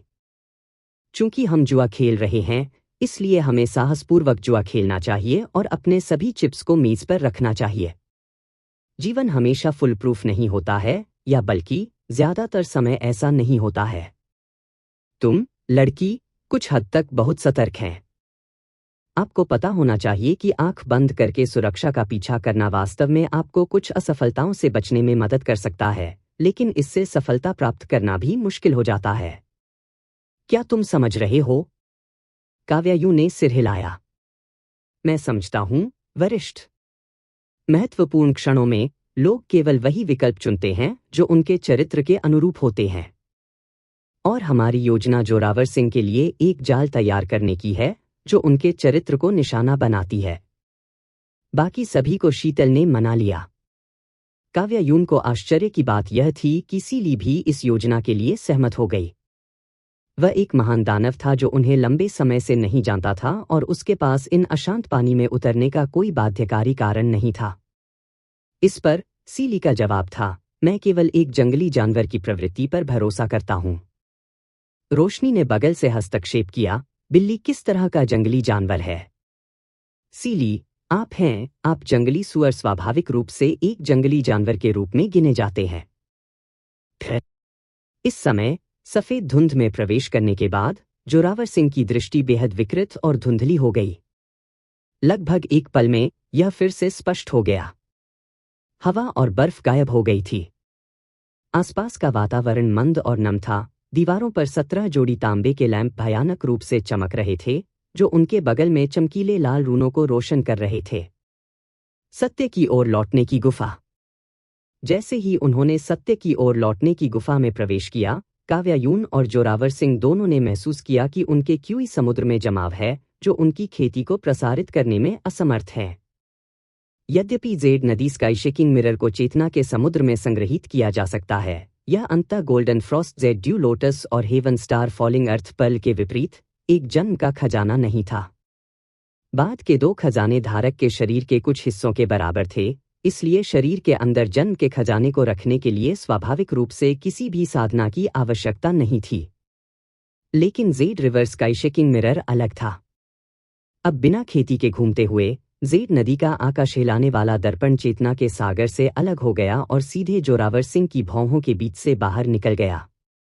बाहर निकलने के बाद यह सामान्य आकार में लौट आया और दर्पण की सतह चमक उठी, वास्तव में उन सभी लोगों को थूक दिया जिन्हें उसने पहले अवशोषित कर लिया था। जेड नदी के आकाश को हिलाते हुए दर्पण को जमीन पर गिरने वाला देखकर जोरावर सिंह ने हाथ बढ़ाया और उसे वापस अपने हाथ में पकड़ लिया। जब दर्पण में लोगों ने पहली बार दर्पण की सतह छोड़ी तो वे कठपुतलियों की तरह छोटे थे, लेकिन जब वे जमीन पर लुढ़के तो वे पहले से ही सामान्य आकार में लौट आए थे। बर्फ के टुकड़े अभी भी उनके शरीर से चिपके हुए थे। अब सीली को छोड़कर हर कोई एक ही शुरुआती बिंदु पर था। दानव जीव सत्य की ओर लौटने की गुफा में अपने असली रूपों को प्रकट करेंगे। यदि यह एक बाघ या तेंदुआ दानव होता तो मूल रूप में बदलने में अभी भी लड़ने की ताकत होती, लेकिन एक कमजोर छोटी बिल्ली क्या कर सकती थी? जैसे ही शीतल पलटी और स्थिर खड़ी हो गई, उसकी स्वर्गीय तलवार तुरंत जोरावर सिंह की ओर वार कर दी। अन्य लोग उससे केवल एक पल धीमे थे, घातक लड़ाई जारी रखने के लिए अपनी तलवारें भी उठा रहे थे। जैसा कि कहा जाता है, हर किसी की अपनी ताकत और कमजोरियां होती हैं। आमतौर पर सूर्यकांत कुमार से लेकर वेदांशी और जोरावर सिंह तक, जो लोग दीर्घायु के मार्ग पर खेती करते थे, जिनमें मकर सिंह भी शामिल थे, सभी में तेजी से खेती की गति थी, लेकिन बाहरी मार्शल आर्ट में पूर्णता प्राप्त करना मुश्किल था। जोरावर सिंह की उच्च खेती थी और उनकी तलवारबाजी स्वाभाविक रूप से देवर्य मानकों से शानदार थी, लेकिन यह शीतल से कमतर थी, यहाँ तक कि वर्तमान में वृद्ध शीतल से भी। इसके अलावा प्रतिद्वंद्वी सिर्फ शीतल से कहीं अधिक था। इस समय जोरावर सिंह बेहद भाग्यशाली महसूस कर रहे थे कि जेड रिवर स्काईशेकिंग मिरर ने पहले गलती से देवांश राठौड़ को घायल कर दिया था, अन्यथा इतने सारे लोगों के खिलाफ अकेले अपनी तलवारबाजी के साथ यह कहना मुश्किल होगा कि क्या वह विरोध कर सकता है। हालांकि देवांश राठौर को शीतल ने चाकू मार दिया था, संभवतः उसकी सुरक्षात्मक जेड ने उसके महत्वपूर्ण बिंदुओं की रक्षा की थी, इसलिए उसके पास अभी भी लड़ने की ताकत थी। उनकी राहत लंबे समय तक नहीं रही। देवांश राठौड़ के पास अभी भी लड़ने की ताकत थी। उसकी छाती पर लगे ताजे खून ने उसकी गति को बिल्कुल भी प्रभावित नहीं किया। सैन क्यूई तलवार बाहर निकल गई, एक तलवार ने गले को सील कर दिया। उसने ठीक उसी सूर्य पुष्प संप्रदाय के शिष्य को मार डाला जिसे पहले गलती से आईने में खींच लिया गया था। वह शिष्य चुपके हमले से घबरा गया और अविश्वास में गिर गया। जोरावर सिंह को बहुत झटका लगा, वह आश्चर्य से उसकी ओर घूर रहा था। देवांश राठौर। फिर देवांश राठौर ने बिना किसी हिचकिचाहट के अन्य सूर्यकांत शिष्यों पर अपनी तलवार तान दी। वह मूल रूप से शीतल के सबसे बेशकीमती शिष्य थे, एक बार बड़ों द्वारा प्रशंसा की गई तलवार प्रतिभा भी थे। एक विद्रोही होने के बावजूद जोरावर सिंह द्वारा उन पर भरोसा किया जा सकता था। इसका कारण काफी हद तक यह था कि उनकी तलवारबाजी शानदार थी। इन शिष्यों के सामने भेड़िए और पीछे बाघ थे, पहले ही अपनी लड़ाई की भावना खो चुके थे और सभी के मारे जाने से पहले वे देवांश राठौड़ के साथ कुछ चालों से अधिक का आदान प्रदान नहीं कर सकते थे। काव्या यून की स्टील की तलवार पहले ही टूट चुकी थी, इसलिए वह युद्ध के मैदान में शामिल नहीं हुई, बल्कि सच्चाई की ओर लौटने की गुफा के केंद्र में बड़े लोहे के पिंजरे पर कूद गई, उत्साह देखने के लिए पालथी मारकर बैठी थी। देवांश राठौड़ के विश्वासघात की वजह से जोरावर सिंह को नाराज देखकर काव्या यूं हंस पड़ी। जोरावर सिंह, आप खुद एक गद्दार हैं, धोखा दिए जाने में इतनी आश्चर्य की क्या बात है?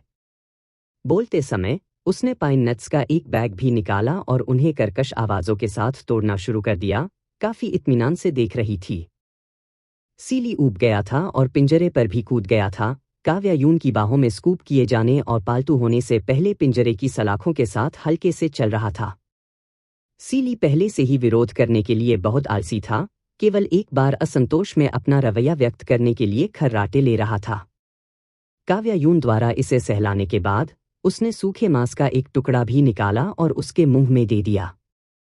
सीली के दिमाग में केवल दो शब्द थे, वेश्यावृत्ति शुल्क।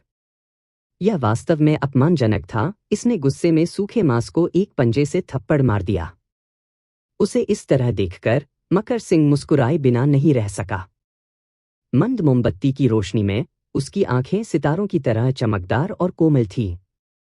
आर्य सुमेधा ने गलती से यह देखा और यह कहने में मदद नहीं कर सकी, आप अभी भी छेड़खानी कर रहे हैं जबकि लड़ाई चल रही है। सौभाग्य से स्थिति अब एक तरफा थी। हालांकि जोरावर सिंह एक कोने वाले जानवर की तरह लड़े, लेकिन वह अंततः पासा पलट नहीं सके। लड़ाई लंबे समय तक नहीं चली। तलवार के 2 घाव लेने के बाद उसे जीवित पकड़ लिया गया। उसे जमीन पर घुटने टेकने के लिए मजबूर किया गया। आर्य सुमेधा और मकर सिंह ने उसकी बाहों को रोक दिया और उसे नीचे दबा दिया, जबकि शीतल उसकी गर्दन पर तलवार की नोक के साथ उसके सामने खड़ा था। जानवर, तुम्हें और क्या कहना है? जोरावर सिंह ने अपनी बाह पर तलवार का घाव और चेहरे पर एक कट ले लिया था। अब खून से लथपथ होकर उसने शीतल पर नफरत से घूरने के लिए अपना सिर उठाया। अपने दांत पीसते हुए ठंडे स्वर में कहा, विजेता राजा है, हारने वाला डाकू है, स्वाभाविक रूप से कहने के लिए कुछ भी नहीं है। बेशर्म, मैं तुम्हारा असली चेहरा उजागर करने के लिए पूरे संप्रदाय को इकट्ठा करने जा रहा हूं। हे, हा हा हा। मेरा असली चेहरा? शीतल, तुम सच में हास्यास्पद हो। इस दुनिया में कौन अपने हितों के लिए परिश्रम नहीं करता है? तथाकथित पद केवल हितों के पर्याय हैं। आपको मुझसे न्याय के बारे में बात करने का क्या अधिकार है? मैं, जोरावर सिंह, बिना किसी शिकायत या अफसोस के इस मुकाम पर पहुंचा हूं। मैं केवल नफरत करता हूं। बोलते ही उन्होंने बगल में खड़े देवांश राठौर की ओर देखा। देवांश राठौर, मैंने हमेशा आपके साथ अच्छा व्यवहार किया है, फिर भी कभी नहीं सोचा था कि मैं एक दिन आपके हाथ से गिर जाऊंगा। अगर मुझे पता होता कि तुम 3 बार विश्वासघात करने वाले गुलाम हो, तो मुझे दया नहीं दिखानी चाहिए थी। दया? देवांश राठौड़ मुस्कुराए। क्या ऐसा इसलिए नहीं था क्योंकि यह ब्लेड काफी तेज था, काफी उपयोगी था, और एक विद्रोही होने के नाते जिसकी रक्षा करने वाला कोई नहीं था, मेरे पास आप पर निर्भर रहने के अलावा कोई विकल्प नहीं था? यदि आपको कोई कारण पूछना है, तो मैं संप्रदाय मास्टर से एक वाक्यांश उधार लूंगा। बोलते समय उसने अपने हाथ में तलवार उठाई। आपकी कमजोरी आपकी सबसे बड़ी गलती है। इतना कहकर उन्होंने जोरावर सिंह के पेट के निचले हिस्से में तलवार डाल दी। स्क्वेल्च। जोरावर सिंह का शरीर कांप उठा, फिर उसके मुंह के कोने से खून बहने लगा क्योंकि उसके चेहरे से रंग धीरे धीरे निकल गया। उसने बिना कोई आवाज किए अपने दांत पीस लिए। उसकी संकीर्ण आंखें देवांश राठौर को घातक रूप से घूर रही थीं, मानो उसके माध्यम से 2 छेद करना चाह रही हो। सैन क्यूई तलवार कुछ देर के लिए जोरावर सिंह के दांतियन में हलचल मचाई, फिर देवांश राठौर ने खून से सनी तलवार को वापस ले लिया, उसके सामने एक घुटने पर घुटने टेक दिए और अपना हाथ उसके पेट के निचले हिस्से में ले गए। इस बिंदु पर जोरावर सिंह, जो अपने दांत पीस रहे थे और सहन कर रहे थे, आखिरकार टिक नहीं सके। उसने जोर से हांफते हुए भीगी चीखें निकालीं। पसीना उसके सिर पर मोतियों की तरह लुढ़क रहा था, जिससे उसका पूरा चेहरा ढक गया था। देवांश राठौर ने अपना हाथ हटा लिया। उसकी खूनी हथेली में एक सुनहरा कोर था। जोरावर सिंह ने उस सुनहरे कोर को देखा। उसकी आंखें लाल हो गईं क्योंकि खूनी आंसुओं की 2 धाराएं बह रही थीं। अपने जीवनकाल में वह युवावस्था में उत्साही था, अपनी युवा वयस्कता में विद्रोही, अपने प्रमुख वर्षों में प्रभावशाली और विजयी था। अमरता का रास्ता देखकर कुछ ही कदम दूर था। उसने कभी भी अपने मूल के लिए विकसित होने की उम्मीद नहीं की थी। वह इसे कैसे स्वीकार कर सकता है? उसका चेहरा खूनी आंसुओं से लथपथ था। उसने अपना सिर उठाया और ढहने लगा। आह! शीतल ने अपनी तलवार की नोक गुफा के बाहर की ओर इशारा किया। जाओ, चलो उससे बाहर सवाल करते हैं। आर्य सुमेधा और मकर सिंह ने उसे गुफा के प्रवेश द्वार की ओर खींच लिया, जिसमें मकर सिंह ने कठोर भाव से सबसे पहले कदम रखा। बाहर हवा और बर्फ आखिरकार कुछ हद तक कम हो गई थी और दुनिया बर्फ के प्रतिबिंब से दिन की तरह सफेद हो गई थी। गुफा के प्रवेश द्वार से बाहर निकलने पर मकर सिंह ने महसूस किया कि उनकी खेती फिर से बह रही है और तुरंत जोरावर सिंह के सभी मेरिडियन को सील कर दिया। पूरे शरीर में खेती के प्रवाह के लिए डेंटियन सबसे महत्वपूर्ण नोड था। अब जब जोरावर सिंह का दंतियन नष्ट हो गया था, तो यह एक नदी के बीच में एक महत्वपूर्ण खंड की तरह अवरुद्ध हो गया था, जिससे अनिवार्य रूप से अराजक जल प्रवाह हो रहा था। उथली खेती वाले लोग ठीक थे, लेकिन जोरावर सिंह जैसे गहरी खेती वाले व्यक्ति के लिए, अगर मेरिडियन को समय पर सील नहीं किया गया, तो अराजक खेती के प्रवाह के कारण सीधे उनके मेरिडियन टूट जाएंगे और उन्हें मार देंगे। दोनों ने जोरावर सिंह को गुफा के प्रवेश द्वार से बाहर खींचकर बर्फ में फेंक दिया। इस व्यक्ति के अब बाल बिखरे हुए थे, वह खून से लथपथ था और उसका चेहरा भूत की तरह पीला पड़ गया था। एक प्रसिद्ध संप्रदाय के गुरु का आधा भी कहा था। देवांश राठौड़ ने अचानक कहा, मेरा सुझाव है कि आप पहले Z river sky shaking mirror के मंत्र के बारे में पूछें। मकर सिंह ने काव्यायूं पर नजर डाली, जिसने सिर हिलाया। वह स्वाभाविक रूप से अपने मालिक के ठिकाने को जानने के लिए भी उत्सुक थी, लेकिन देवांश राठौड़ के शब्दों में उनका तर्क होना चाहिए। इस समय जोरावर सिंह के दांतियन को नष्ट कर दिया गया और सभी मेरिडियन को सील कर दिया गया। वह बिना खेती के एक व्यक्ति के बराबर था। कोई भी व्यक्ति जिसके पास थोड़ी सी भी खेती थी, वह उस पर सत्य के मंत्र का प्रभावी ढंग से उपयोग कर सकता था। हालांकि Z river sky shaking mirror के संबंध में हर कोई स्वाभाविक रूप से संवेदनशील रूप से वापस आ गया और मकर सिंह का इंतजार कर रहा था। मकर सिंह द्वारा जोरावर सिंह पर सत्य का मंत्र लगाने के बाद उन्होंने पूछा, जेड नदी स्काई शेकिंग मिरर का मंत्र और उपयोग विधि क्या है? जोरावर सिंह ने कमजोर उत्तर दिया, मंत्र यह है, पाले से ओढ़ लिया चांदी का दर्पण खुला नहीं रहता है, एक अकेली आकृति एकांत में घूमती रहती है। भौहों पर हल्के से बर्फ को ब्रश किया, सभी बस आपके आगमन की प्रतीक्षा करने के लिए। खोलना। उपयोग विधि मानसिक फोकस के माध्यम से शक्ति इकट्ठा करना है। बिजली इकट्ठा करने का समय जितना लंबा होगा, चांदी की नदी उतनी ही चौड़ी होगी और प्रवाह की गति धीमी होगी। दर्पण के भीतर जादू के नियम पूरी तरह से धारक की इच्छा से निर्धारित होते हैं, लेकिन मानव दिलों में हेरफेर नहीं कर सकते। पहले उपयोग के बाद इसे चेतना के समुद्र में संग्रहित किया जा सकता है। यदि खजाना धारक व्यक्तिगत रूप से Z river sky shaking mirror में प्रवेश करता है, तो यह दर्पण शून्य में भाग जाएगा और इसे पकड़ा नहीं जा सकता है। यह सुनने के बाद काव्यायुन फिर से उसके दिल में आश्चर्यचकित हो गई। यह खजाना, सूर्यकांत कुमार ने वास्तव में बचने के हर संभव रास्ते के बारे में सोचा था। उसने यह भी सोचा कि सौभाग्य से उन्होंने सच्चाई की ओर लौटने की इस गुफा को चुनने का जोखिम उठाया था, अन्यथा अगर उनके पास जोरावर सिंह को हराने की ताकत भी थी, तो स्थिति खराब होते देखकर वह शून्य में भाग सकता था और वे उसे कभी नहीं पकड़ पाएंगे। मकर सिंह को उसकी ओर इशारा करते देख उसने जोरावर सिंह पर सत्य का मंत्र भी लगाया। फिर पूछा, मेरे मालिक सुमित का वास्तव में किसने अपहरण किया और अब वह कहाँ है? जैसे ही जोरावर सिंह ने अपना मुंह खोला, एक भी अक्षर बोलने से पहले उन्होंने अचानक अपना गला पकड़ लिया, दर्द से जूझते हुए जमीन पर गिर पड़े, आंखों को चौड़ी कर दिया और उनके चेहरे पर डर लिखा था। जैसे ही हर कोई जांच के लिए आगे बढ़ने वाला था, उसका शरीर रहस्यमय तरीके से आग की लपटों में फट गया। यह आग बहुत तेजी से और भयंकर आई, मानो सूखी जलावन पर तेल डाला गया हो। आग की लपटें तुरंत कई फीट ऊंची हो गईं। आग की रोशनी ने घूमते हुए बर्फ के टुकड़े को विशेष रूप से विशिष्ट बना दिया। सभी को पीछे हटना पड़ा। आग की लपटों में लिपटा व्यक्ति जमीन पर मुड़ गया और दर्द से संघर्ष कर रहा था, आवाज भी नहीं कर पा रहा था। दुनिया पूरी तरह से खामोश थी। यह आग जल्दी से गायब हो गई, जिससे एक जली हुई लाश जमीन पर गिर गई, जिसमें भुने हुए मांस की एक अजीब गंध हवा में फैल गई। काव्यायु ने चुपचाप उस काली लाश को देखा। शरीर के नीचे बर्फ की परत भी पिघल गई थी, जिससे नंगी जमीन का एक बड़ा टुकड़ा उजागर हो गया था। जोरावर सिंह को अपने समय का नायक माना जा सकता है। अब पहले अपने कोर के लिए अलग किया गया, फिर भयंकर आग से जल गया और अस्वाभाविक रूप से मर गया। यह वास्तव में शोचनीय था। मकर सिंह ने देवांश राठौड़ की ओर देखा और कहा, आप पहले से ही जानते थे। देवांश राठौड़ ने सहजता से स्वीकार कर लिया। इतने सालों के बाद मुझे कुछ जागरूकता आई। शीतल उसे एकटक देखता रहा। वास्तव में क्या हो रहा है? आप कितना जानते हैं? मुझे पता है कि आप मुझसे नफरत करते हैं, लेकिन आप नहीं चाहेंगे कि मैं उसके जैसा बनूं, है ना? देवांश राठौड़ ने जोरावर सिंह की जली हुई लाश की ओर इशारा करते हुए कहा। शीतल चुप हो गया।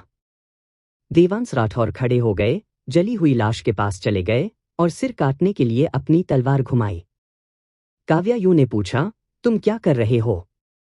देवांश राठौड़ ने लूट को विभाजित करने जैसे लहजे में बात की, मुझे उसका सिर चाहिए। आप अपनी इच्छानुसार बाकी का निपटान कर सकते हैं। काव्यायु का मुंह फड़क गया, यह सिर्फ एक जली हुई लाश थी। वे इसका निपटान कैसे कर सकते हैं? इसे भुना हुआ मांस के रूप में खाएं?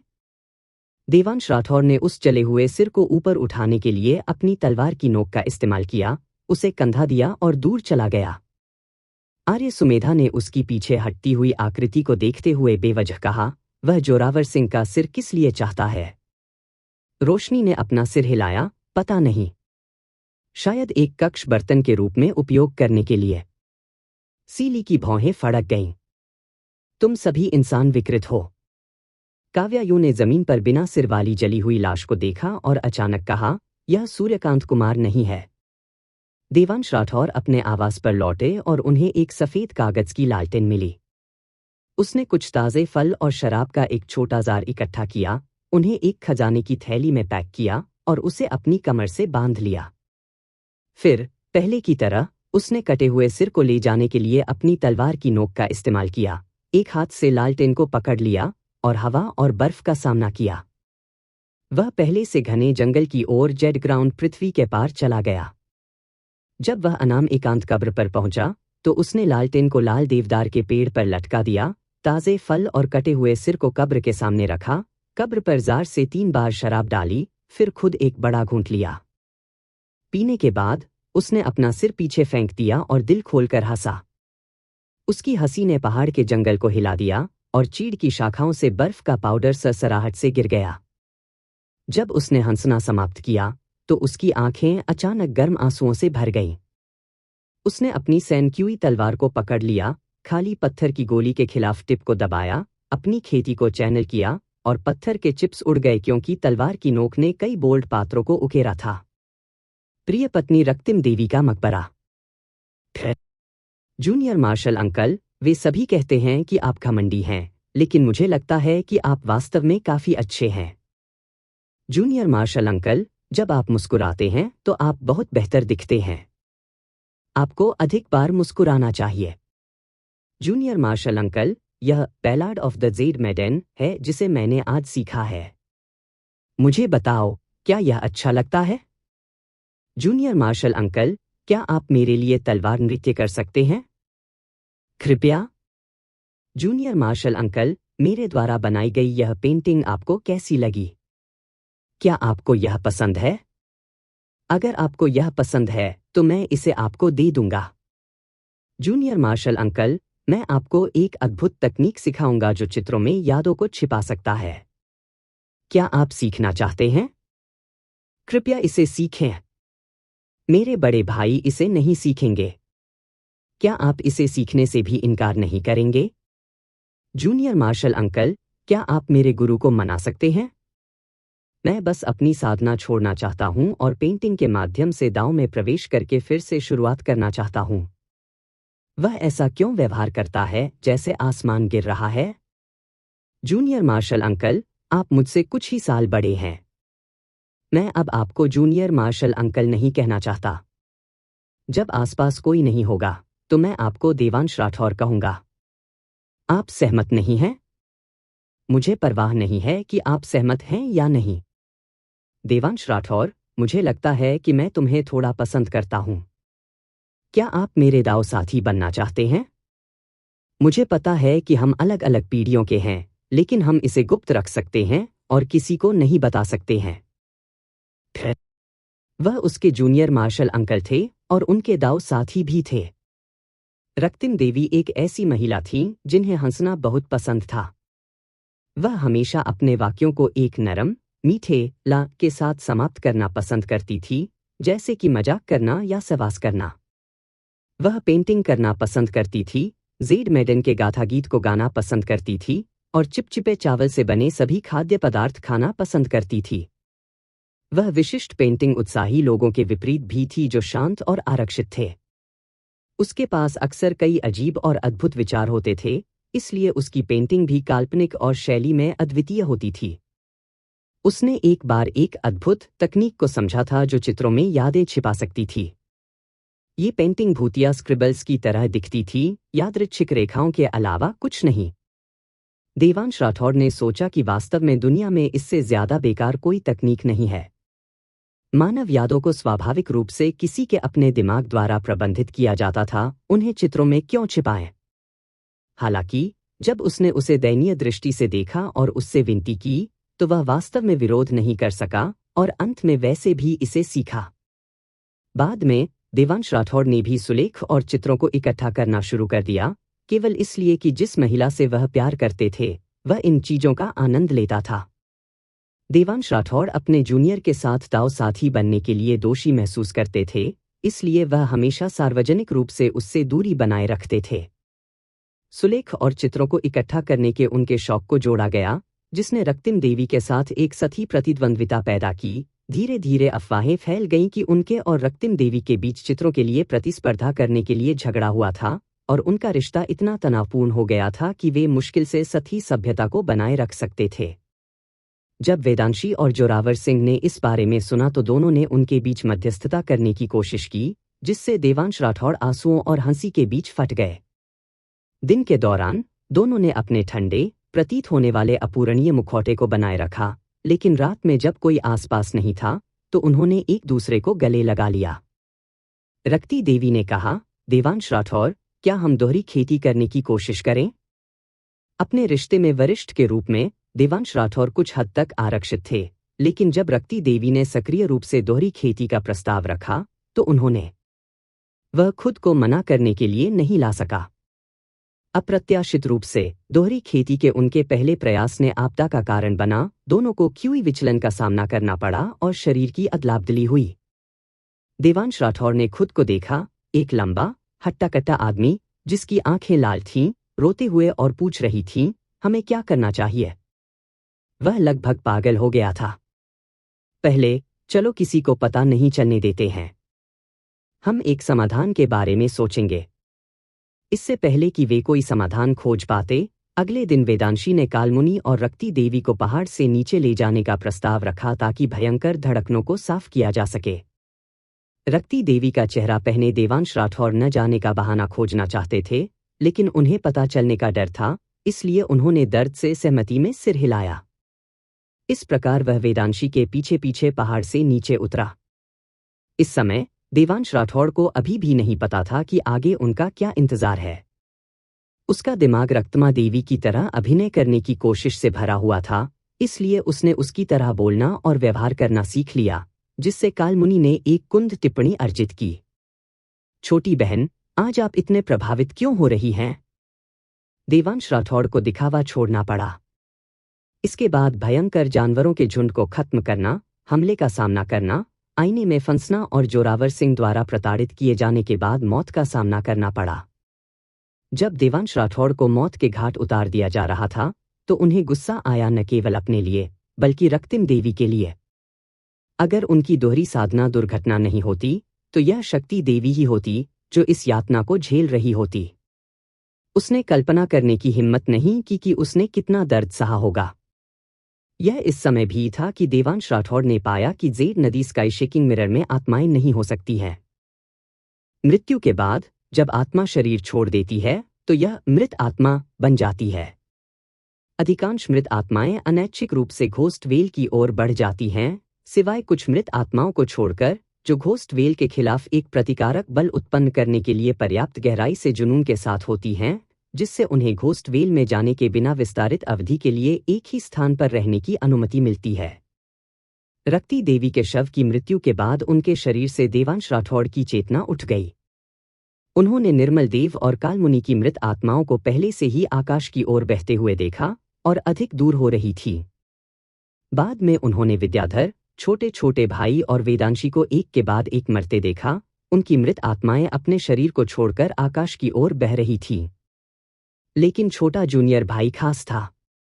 उसके शरीर में कमल का फूल आने के बाद उसकी छोटी मृत आत्मा जल्दी से आकाश से वापस गिर गई, एक जीवित आत्मा बन गई जो शिशु शरीर में लौट आई। देवांश राठौड़ ने सोचा कि आकाश जेड नदी के आकाश को हिलाने वाले दर्पण का निकास होना चाहिए। उनकी वर्तमान स्थिति बेहद असामान्य थी। चूंकि शरीर उसका अपना नहीं था, हालांकि शरीर मर गया था, वह वास्तव में एक मृत आत्मा नहीं था, वह एक जीवित आत्मा बना रहा। यह जीवित आत्मा स्वतंत्र रूप से चल सकती है, घोस्ट वेल द्वारा अप्रतिबंधित है। देवांश राठौड़ की जीवित आत्मा ने देखा कि जोरावर सिंह लगभग पागल हो गया था। उसने एक बच्चे को अपने ब्लेड से बार बार वार किया। उसे क्रोध और घृणा महसूस हुई, लेकिन वह और कुछ नहीं कर सका। इसके अलावा उसे Z river sky shaking mirror से जल्दी से बचने की जरूरत थी। जोरावर सिंह इतने खून के प्यासे थे कि उनके पास यिन्यांग मंत्र का पाठ करने का समय नहीं था, लेकिन अगर वह मंत्र का एक भी श्लोक पढ़ते और अपने आसपास का निरीक्षण करने के लिए अपनी यिन्यांग आंखें खोलते, तो देवांश राठौर तुरंत उजागर हो जाते। इसलिए देवांश राठौर निर्णायक रूप से उठे और आकाश की ओर बह गए। वह न जाने कितनी देर तक तैरता रहा जब तक कि उसने अचानक एक उल्टे पानी की सतह की तरह एक पारदर्शी परत नहीं देखी। जब वह इस पानी की सतह में घुस गया, तो वह वास्तव में जेड नदी के स्काई शेकिंग मिरर से बच गया। निकलने के बाद देवांश राठौर मध्यम दूरी पर रहकर गुप्त रूप से देख रहे थे। कुछ ही समय में जोरावर सिंह खून से लथपथ एक बच्ची को लेकर शून्य से बाहर निकले, जिसमें प्रियंका भी थी। Z river sky shaking mirror साकार हुआ और जोरावर सिंह के हाथों में लौट आया। जोरावर सिंह ने हाथ उठाया तो निर्मल देव, कालमुनि, रक्तिमा देवी और विद्याधर की लाशें शीशे से गिर गईं। फिर उसने आग बुलाई और इन चारों शवों को पहचान से परे जला दिया। देवांश राठौर दुख और क्रोध से अभिभूत हो गया। काश वह तुरंत इस जानवर को अपने हाथों से मार देता, लेकिन वह अपनी वर्तमान स्थिति में क्या मार सकता है?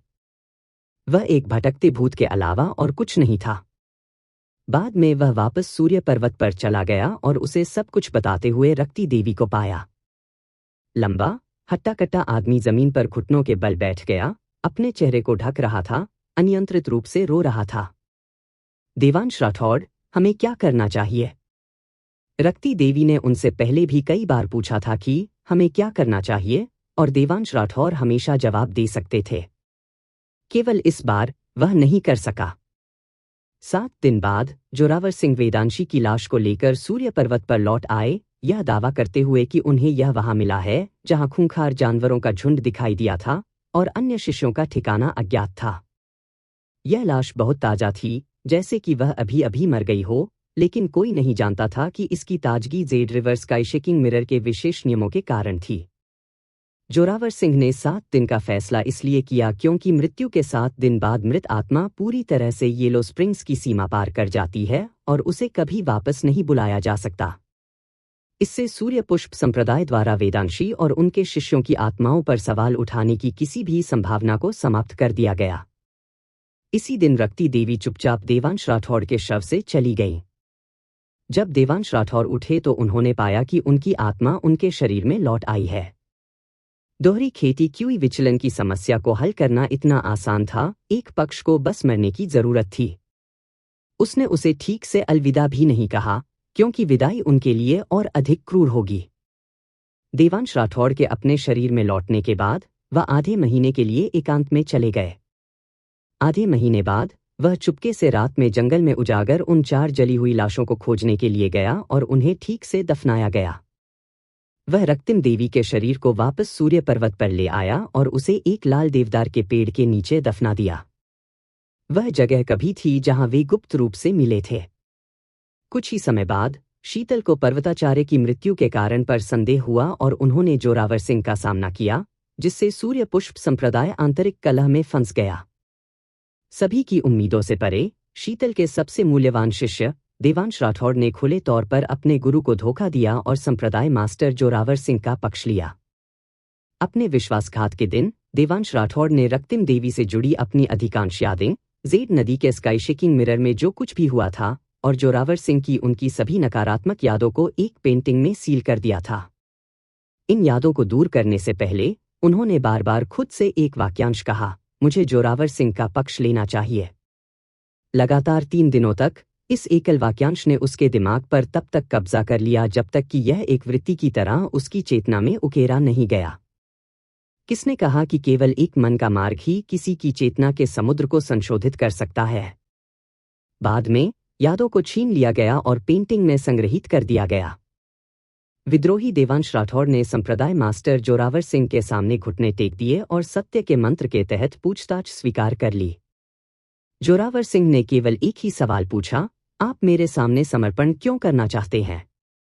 देवांश राठौड़ ने तुरंत उत्तर दिया, मैं संप्रदाय गुरु का अनुग्रह प्राप्त करना चाहता हूं।